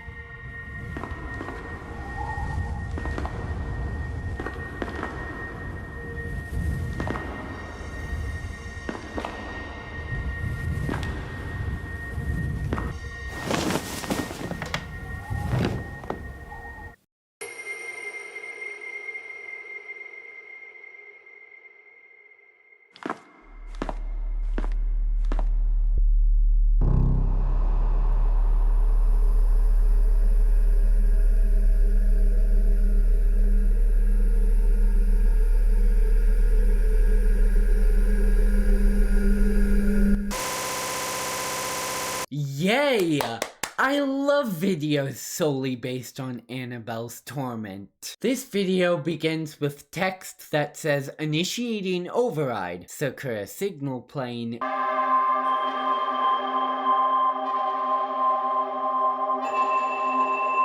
and going to the white space. I take that to mean Sakura is the one who got us here. Thank you, Sakura. Most of this video is basically what I said. It's Akemi torturing Annabelle again, as well as her own demons telling her that as well. Then Akemi blushes. I'm just going to move on from that because I have no clue what that's about. Akemi drags Annabelle onto a wooden chair and strikes a pose that I've never seen before because I'm uncultured, but many other people have. This part of the video is purely what Payturtle and the RIB have said because I didn't get any of this. That pose is the Makima camera pose from Chainsaw Man, and people from the RIB took it to mean that Annabelle is the character in all of these videos and Akemi is the one forcing her to do so for some reason. Again, we don't know why ASMR videos is the medium Akemi chose. If you want my take on this, I found out Mazikin, who's the voice actress in all of these videos, is also the voice actress of Annabelle in the game. Another piece of evidence to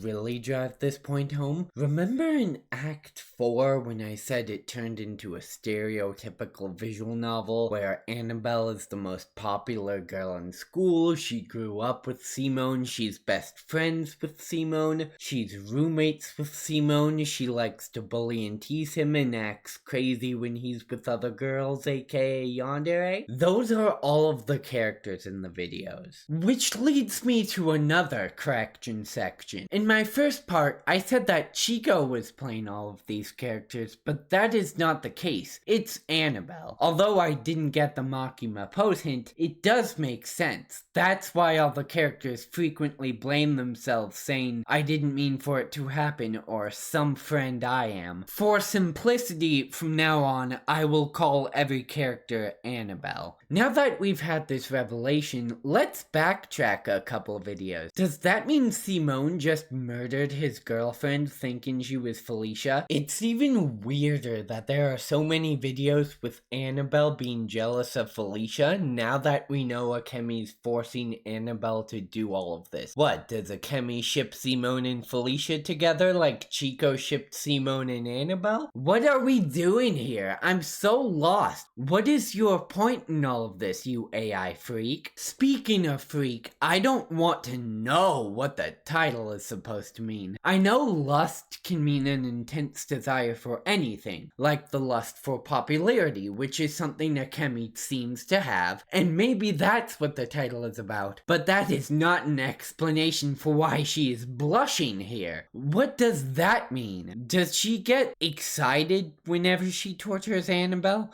How would an AI get excited? What would that even look like? Please don't tell me she's Elsa from ReZero. Anyway, moving on and trying to forget that image. After Akemi strikes the Makima pose, a giant red screen pops up reading Sakura. I take this to mean Akemi has realized we're here and also realized Sakura's the one who led us in here, and she is pissed about that. We weren't supposed to see that. Akemi kicks us out and the rest of the video is 6 minutes of a black screen. Black space. No, not that one. Occasionally, codes would pop up and it's Akemi threatening Sakura saying, I'm the one in control. This is my heartbeat. This is my breath. She can't stop the real thing. I will erase you, Sakura. Pretty scary threat, but Sakura's got a plan. But to see that plan, we need to watch the videos ahead. The next video needs some context to it because it's also a first for this channel. In March, Akemi made a community post stating she would be challenging herself to make a song in a month. At the end of March, the music video dropped. It's mostly upbeat and peppy, talking about how Akemi can do anything she wants and she will do whatever it takes, but it gets darker as the song goes on. This is normally the moment where I show you guys a snippet of the video, but this song is copyrighted. So instead, I'm just going to tell you what happens. The first course is fine. She tells us that she's not enough right now and she wants to be something more. The second course has her saying, what's it gonna take for you to stop shouting at me? I am in control. Then she says 3 parts that make a whole 5 times. Then we have Akemi splitting into 2 while all these symbols are dancing around her. You got all that? Good. I want want to focus on the bridge, where she repeats the same line over and over. 3 parts that make a whole. Obviously, she's talking about Chico, Simone, and Annabelle, her 3 components. I don't know what her point is in saying this over and over though. Is she trying to say that she is a hybrid of 3 people, therefore she's better than everyone else? Then we have Akemi splitting into 2. This is not confirmed, but I think the red silhouette is Akemi, while the black silhouette is Sakura, although it could be the other way around. Demonstrating the human versus AI side, who is really in control. Then we have the hardest code to find in Radish ASMR history. At least I think so. I didn't even notice there was one until the RIB notified me. See all these symbols jumping around? Grab them all, put them together, and you get a code from Simone reading, "You aren't her." It sounds like he's mad because being an idol was Chico's dream, but Akemi is stealing that from her. Last but not least, we have this image. It only shows up for 1 frame, so it's really easy to miss. There is a lot going on here. Let's break it down. First, we have the white heart in the middle, which I assume is Akemi. Then we have 3 red hearts, which I assume are the 3 components of Akemi. Well, actually, we have 2 hearts and 1 corrupted, messed up looking one. That one has to be Annabelle's. Last but not least, we have this monstrosity. What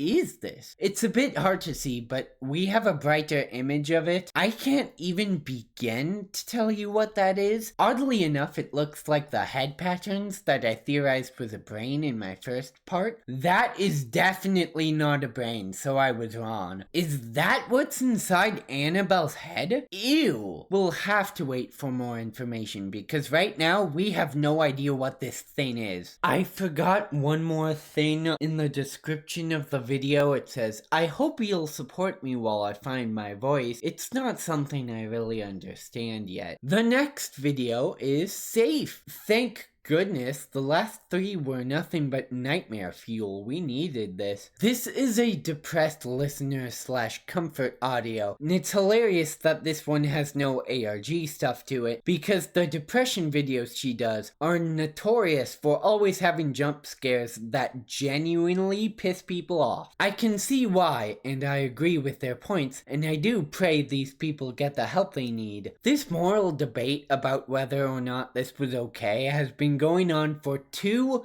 years. So I guess this was Radish's way of saying, fine, here you go, you babies. There is one thing at the end of this video. That's right. This is real. This has to be real.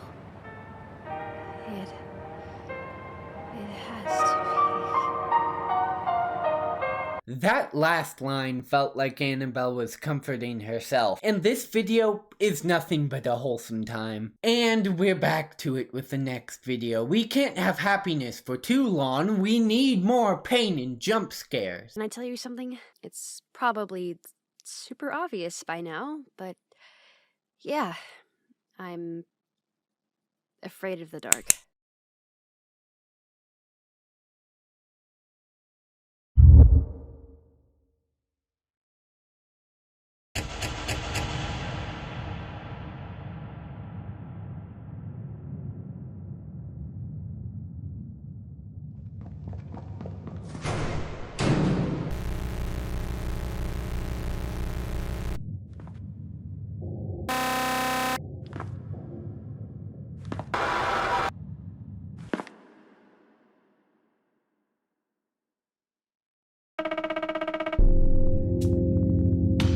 Again, not what reverse comfort means. As soon as Annabelle says she's afraid of the dark, the lights go off and Simone says, "the dark." I don't know why he would say that. My best guess is that he's having PTSD remembering the dark hallways of Lazarus he had to walk through. Speaking of those hallways, we get an image of them, sounds of someone trying to open a door, and then text saying restricted access. Not sure who was trying to break in. Might have been Mayuka since her head pops up a few seconds later. Just her head. Why? Then a couple of seconds later, the symbol pops up. Alright, I've stalled enough. Let's talk about this thing. I don't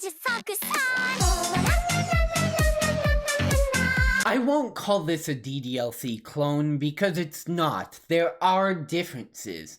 One being Kimochii Classroom hasn't been on the news. That being said, this is definitely inspired by DDLC. Annabelle has red hair and green eyes, Felicia is the quiet, scary one, Lazarus gives me slight Project Libitina vibes, and now we have this symbol, which reminds me a lot of the third eye. If you don't know what that is in DDLC lore, I'll keep it brief. The third eye is a trait that turns people into cold-blooded killing machines. You'd think that when Akemi said, "I knew it, you've got it too," after Simone murdered Annabelle in that one video, that symbol serves the same purpose, but it seems to do different things. You'll see in the videos coming up. We're not 100% sure what this does yet. All we know about it so far is it's a trait that goes into your eye and changes you somehow. Felicia is so far the only example of this that we have. Don't worry though, we see this symbol a lot more in the upcoming videos. We don't have a name for it yet, but to avoid calling it the symbol over and over, I'm giving it one. The fourth eye. I'm very creative and original with names, I know. The biggest mystery of this video isn't the fourth eye though, it's Mayuka. Why is Mayuka specifically being pointed out in this video? Does she have something to do with the fourth eye? Does she have something to do with Lazarus? Lillian went missing when she went to a place that Mayuka was planning on visiting. Was that place Lazarus? Wait, something in her eyes, I just couldn't ignore it. I'm sure that's nothing, right? It's just a coincidence, it has to be. This could easily be nothing, but it's so odd that I just have to include this. In both the announcement and release trailers for Kimochii Classroom, there's a notebook that flips through certain drawings of the characters. In the announcement trailer, one of the pages has the fourth eye on it. Naturally, I began thinking maybe this notebook page is important, so I looked to see who was on it. I found Felicia, which makes sense, she's the only character we know that has the fourth eye, but Mayuka's also on the page. That's not the weirdest part though. Go to the release trailer and you'll find that same page, but Mayuka's gone and it's only Felicia. Was this a deliberate choice? This could be nothing, but this is such a weird detail. Let's just move on to the next video before I start suspecting the one character that's supposed to be sane. In this one, Annabelle plays a girlfriend that is jealous of an ex. There's only one problem. She doesn't even remember why she hates her. After what she did to you? Ugh. I can't even stand to look at her sometimes. That dirty, lying, backstabbing fake piece of... Ugh. You know what's weird though? I don't actually remember why I know that she's so horrible. Did I hear it from you?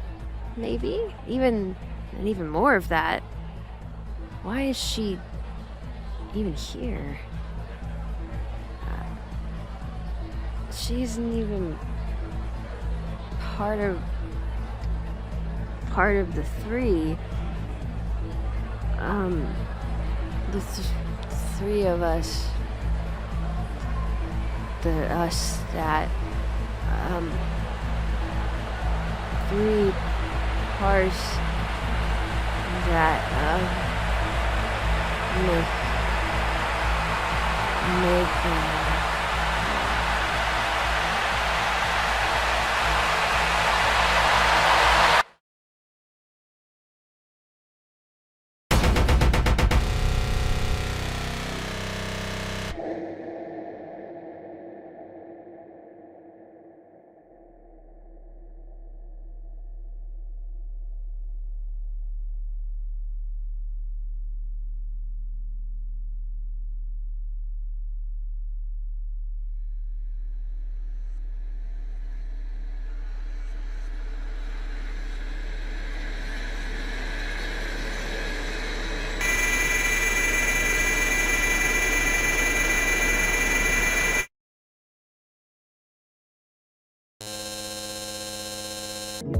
Before the jump scare happens, Annabelle says she isn't even one of the three and that she is a backstabbing fake. There's only one person that can be. In the white space, that sounds a little distorted this time for some reason. Akemi looks up and smiles at a giant eyeball that has the fourth eye. The code is Akemi stating, "Hi big sis, it's been a while." If you remember, Akemi called Felicia big sis at the end of Act 4, leading me to believe this is Felicia. This is the most terrifying version of Felicia I've seen. She's just a big eye. I don't know if I'm digging too deep here, but I wonder if the fact that Felicia is only represented by that eye means something. Do Akemi, and by extension Lazarus, care about Felicia? Or do they only care about what Felicia can do for them because she has the fourth eye? I'm going to skip ahead a bit to this video, which is another yandere one, because that went so well last time. Oh, don't give me that look.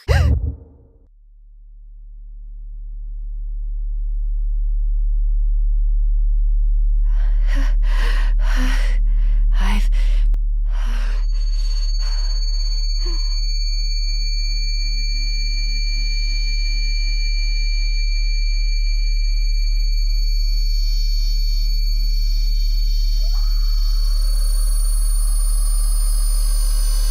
That was a short one, but a good one. Everything's in here. We got Annabelle screams from that one video. We have this monstrosity again. It looks like it has more detail to it than last time, but still not enough to conclude what it actually is. I just found out that it shows up in this video as well. I just didn't catch it because it's barely visible. Even less visible than in the music video. I've noticed that in every video it gets slightly more visible, so maybe in a couple more videos it will be perfectly clear so we can find out what this is. We have Annabelle's eyes and hair transforming into Akemi's eyes and hair, and we have a code hidden in the tags which is Akemi saying, "I own you." I think this is another piece of evidence that tells us Annabelle is being forced to do these videos by Akemi. We already knew that, but the lust video did confuse me and I did not pick up on that Makima hint, so maybe she just made this video as an extra hint to nudge us in the right direction. These next three videos are a continuation of this video, and they're all short, so I'll just play them back to back.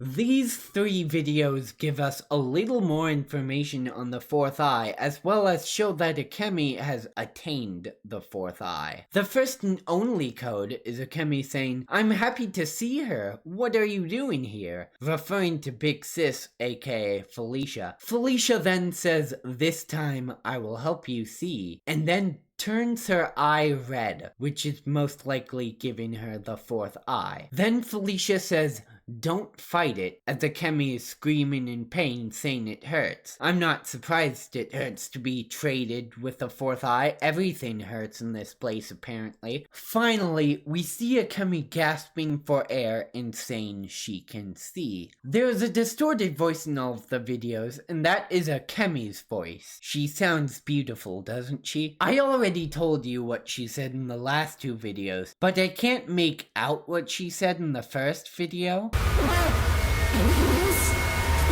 If anyone knows what she's saying, put it in the comments below, it would be greatly appreciated. There's a hidden tag in the first video, get rid of her. This is a command from Felicia? From Lazarus? We don't know, but she apparently needs the fourth eye in order to do it. We still don't know what the fourth eye does exactly. It helps Akemi see, whatever that means. My guess? It's hypnotizing people onto Lazarus's side. I'm not sure what makes me think that, but I do. The next video is hypnotizing your... Oh, that's why. I've liked you since Who are you? You're not him, but you feel familiar. What's your name? Wait. Simone, what did I tell you about murdering your girlfriend? Surprise! It happens again, because if you didn't get it by now, Radish's motto is, if something upsets your fan base, do it again until they stop being babies about it. I'm not sure if that's the best motto to have, but whatever. To be fair, this one wasn't as bad. She did survive this time.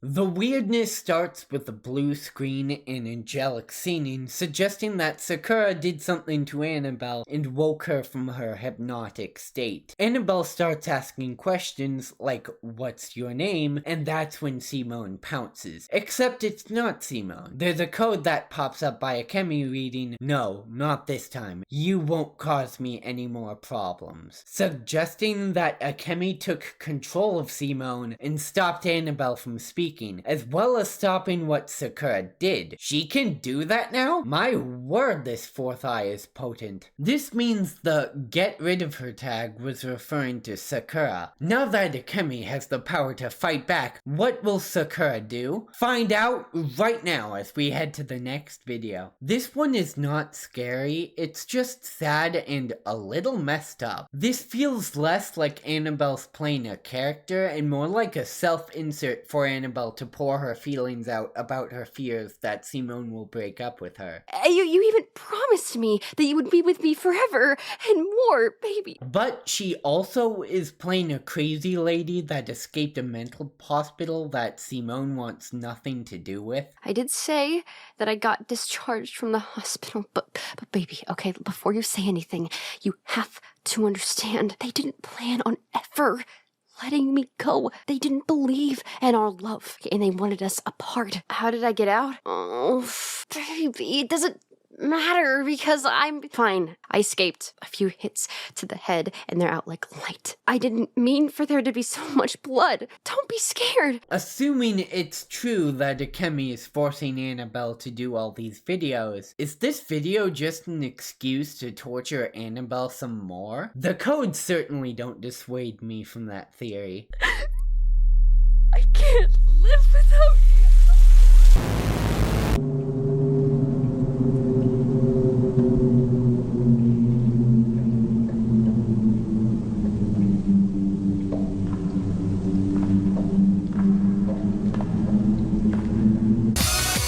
First of all, that unintentional jump scare with the ad always gets me. Second of all, the codes are Annabelle talking about how she wants to see both Simone and Chico again, even though she believes she doesn't deserve it because she's still blaming herself. It's nothing but depressing. This next video is a little confusing because this video's title has changed twice. This current title you're seeing is its third title, and I will go over all the titles and their significance after we watch this video. This is, once again, a continuation of the previous 4 videos, so let's watch.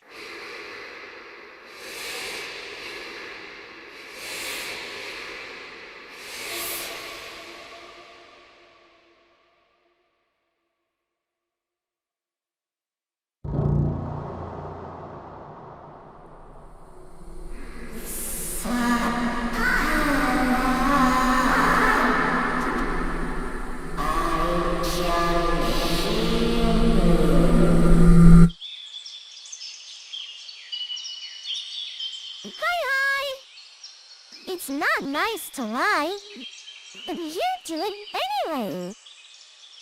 And now, right before my big moment, you want to do it again.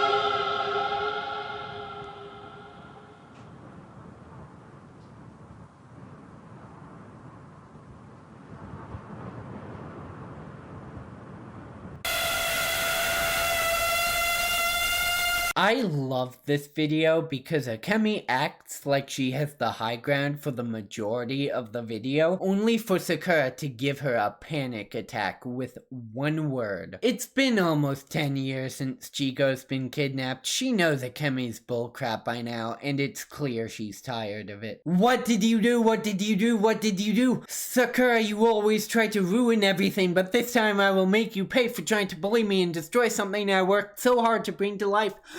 They all like me more than you, they all trust me more than you, and you are nothing but a nuisance. Akemi, get your emotions in check, you're having a temper tantrum. Okay, let's go back to the beginning. Now that Akemi has the 4th eye, she can now hear and see Sakura. She wasn't able to do that before because they are the same person, just different sides of the same person. Then she talks to us? I don't know if she's addressing the viewers or Sakura, but she talks about how it's bad to lie and that we want to do it again right before her big moment. I don't know what that means. Is her big moment releasing Kimochii Classroom? Kimochii Classroom was made by Akemi. Then we have a conversation between Akemi and Sakura using words and not codes. Thank you, you're making all our jobs easier. Akemi goes on and on about lying and how this time she'll finally stop Sakura, only for Sakura to say one word and all heck to break loose. Release. Release what? Release the game? Fun fact, the Kimochii Classroom release trailer came out minutes after this video did. Sakura then confronts Akemi, telling her that she's made sure he knows what to look for and how to open it, and then the temper tantrum happens. He is referring to Simone, and this suggests that Sakura altered the game in some way to make Akemi tell the actual truth of what happened to them, instead of the happy-go-lucky slice of life that Akemi made it out to be. And if you remember, Sakura's signal did play in Act 4. I know.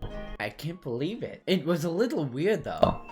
It looks like Kimochii Classroom was going to look a lot different if Sakura didn't step in. From this video, it seems like Sakura is winning and making a complete joke out of Akemi, but that changes when we look at all 3 titles. It turns out Sakura and Akemi were even fighting in the title of this video, which was very cool to witness in real time. The first title was just a single dash, then a few minutes later it changed to Akemi is a liar, in all caps. I'm assuming Sakura wrote this one. The title stayed like that for 2 weeks until it was changed again to a bunch of squiggly dashes, and this time the description changed as well. Previously there was nothing, now there are 2 words, got you. Akemi tweeted the same day thanking everyone for supporting her game, then saying, no meddler is going to get in my way. People in the RIB, including me, think this is directed towards Sakura, and it seems to me that Akemi won this battle and did something to Sakura. We don't know what happened in the 2 weeks that the title stayed the same. Maybe we will in the future, but for now, it seems like whatever Lazarus did, injecting her with a 4th eye, worked, and Akemi has the high ground. The last video on the list is the first video that has come out after the game dropped, so keep that in mind as we watch. I really wasn't expecting that. I mean, we've always been close, but I guess this was always the next step for us, huh? Honestly, I couldn't picture being with anybody else. You're my best friend, and now,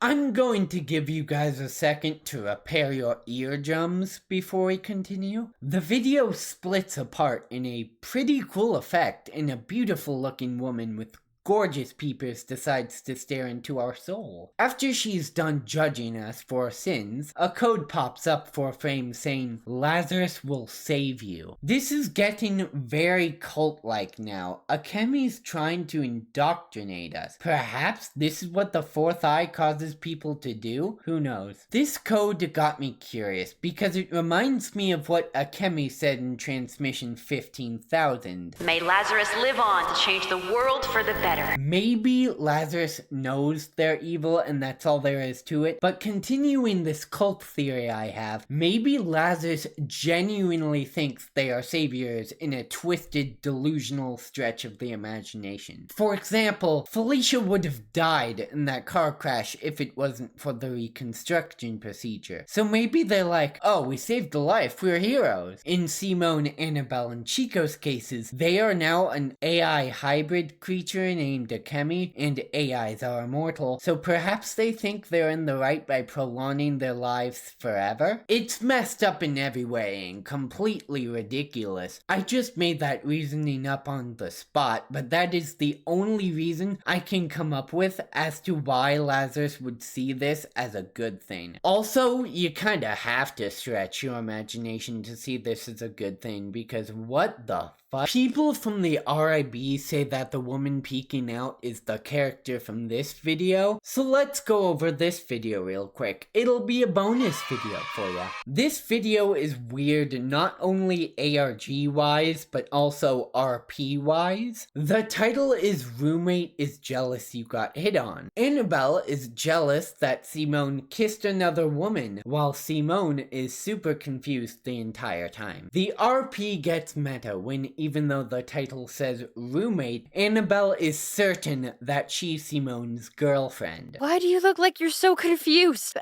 Don't look at me like I'm crazy. Why wouldn't I be upset with you cheating on me? Kissing another girl while you have a girlfriend is the textbook definition of cheating. Of course, Annabelle's right, she is, but in this twisted nightmare Akemi has her and she's not. It's like Annabelle went off script, and as soon as Simone tells her that they're roommates, she has an existential crisis. What are you talking about? Roommate? No, we're okay, that doesn't make any sense. Why would I be rooming with some guy that's not my...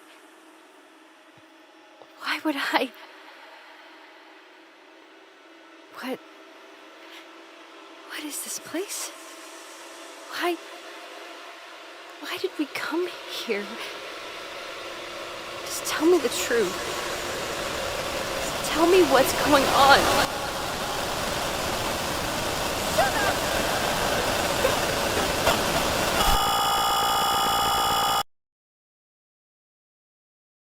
That's right. You're cheating on me. You should be mine. No one else can have you. And if you won't let me have you, then...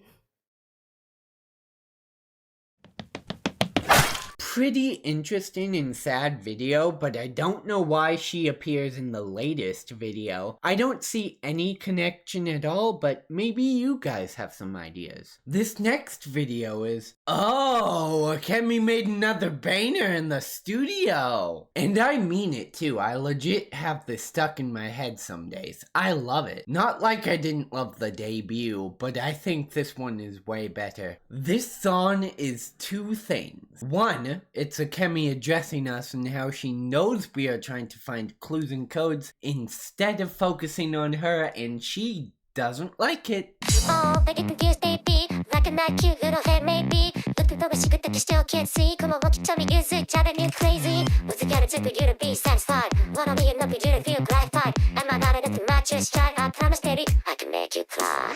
Why don't you look at it this way? There's no one else for you to find. Okay, just look at the world, look at my cat, too cheap. Let's see if you lost about attention. These are not enough for you to feel happy. These are not enough for you to wanna look at me. It will be a shame if you didn't look at me. I don't know what you want. From time to time, you think you can't decide. But it's just your idea to get. Look inside the side, but you wanna hide. Let's hit a dead aside. Come on, trust me. She states that there's no clues or codes and everything is perfectly normal. Our eyes are just being tricky. And you know what, Akemi? This is my official response to you. First of all, thank you for calling my head cute. Second of all, I don't doubt you can make us cry. You already did with that copyright claim, but this song is going to be fine, right? Right? Third of all, if we can't search for clues, we'll search for grammar, and it seems like you haven't gone to school. Fourth of all, there are secrets in this video, you idiot. You dismantled your whole argument. You can't put secrets in the video where you tell us everything is fine and there's no secrets, you dummy. That makes you the obvious liar. Speaking of liars, that's the second thing this song does. Mock Sakura telling us that she's the liar and the only one we need to focus on is her. Akemi is still basking in the aftermath of whatever she did to Sakura in this video. She's the lie, the hard to see. Come on, some doesn't matter what she tries to get it all. Like focus on me. No, you scare me more. Just don't think about the lies, you can see it. Akemi thinks she's one, but Sakura's still in there, as you can see in this frame. That blue heart is the only appearance of Sakura in this video. She may have been greatly weakened by whatever Akemi did, but this war is not over yet. That was one of the hidden things in this video. As for the rest, Akemi's dancing alone, but there are 3 shadows behind her. I think we all know what that's referencing by now. Then there is the white space at the end, which I'll show you now.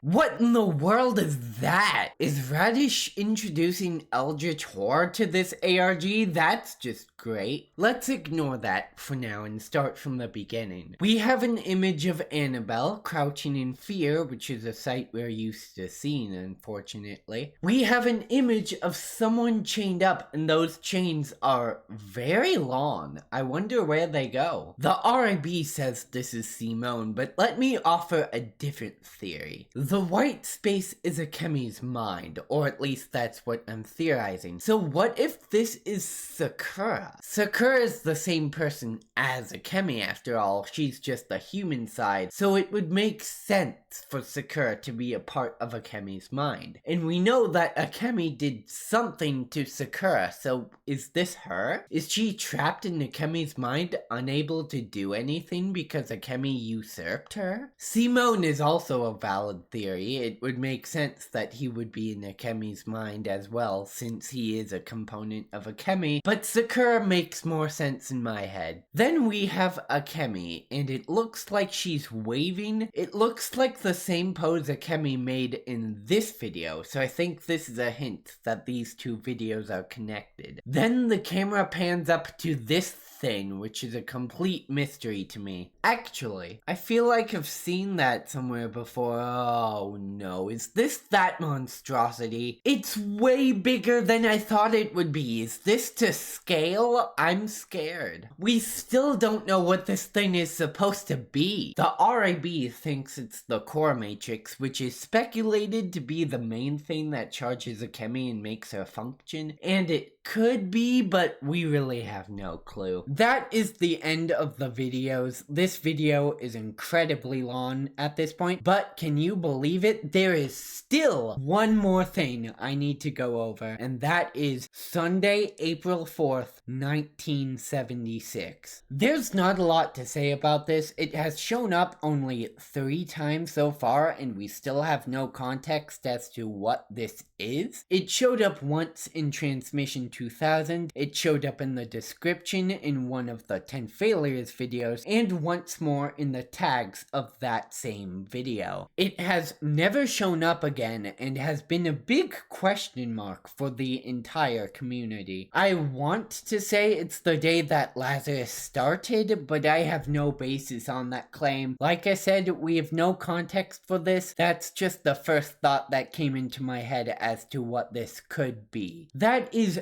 everything new in the ARG so far. Even though the game gave so much needed context to the series, we now know a lot more than we used to. We still have a lot of confusion and unanswered questions still lingering. Fortunately, this ARG is still ongoing, which I'm a bit surprised by because for the longest time I thought this was the end. I thought Radish releasing a 11 to 12 hour game was the end goal here, but apparently it's not. On the Kickstarter page for this game, there were fundraising stretch goals to get side stories for Annabelle and Felicia, Mayuka, and Chico. We didn't end up reaching those stretch goals, but that doesn't mean we'll never get them. Maybe this game will update in the future with these side stories or just new content in general. Akemi might be making more projects in the future, and as we've seen, she's still making ASMR videos on her channel. There's so much to look forward to, and I'm hyped because this has become my favorite ARG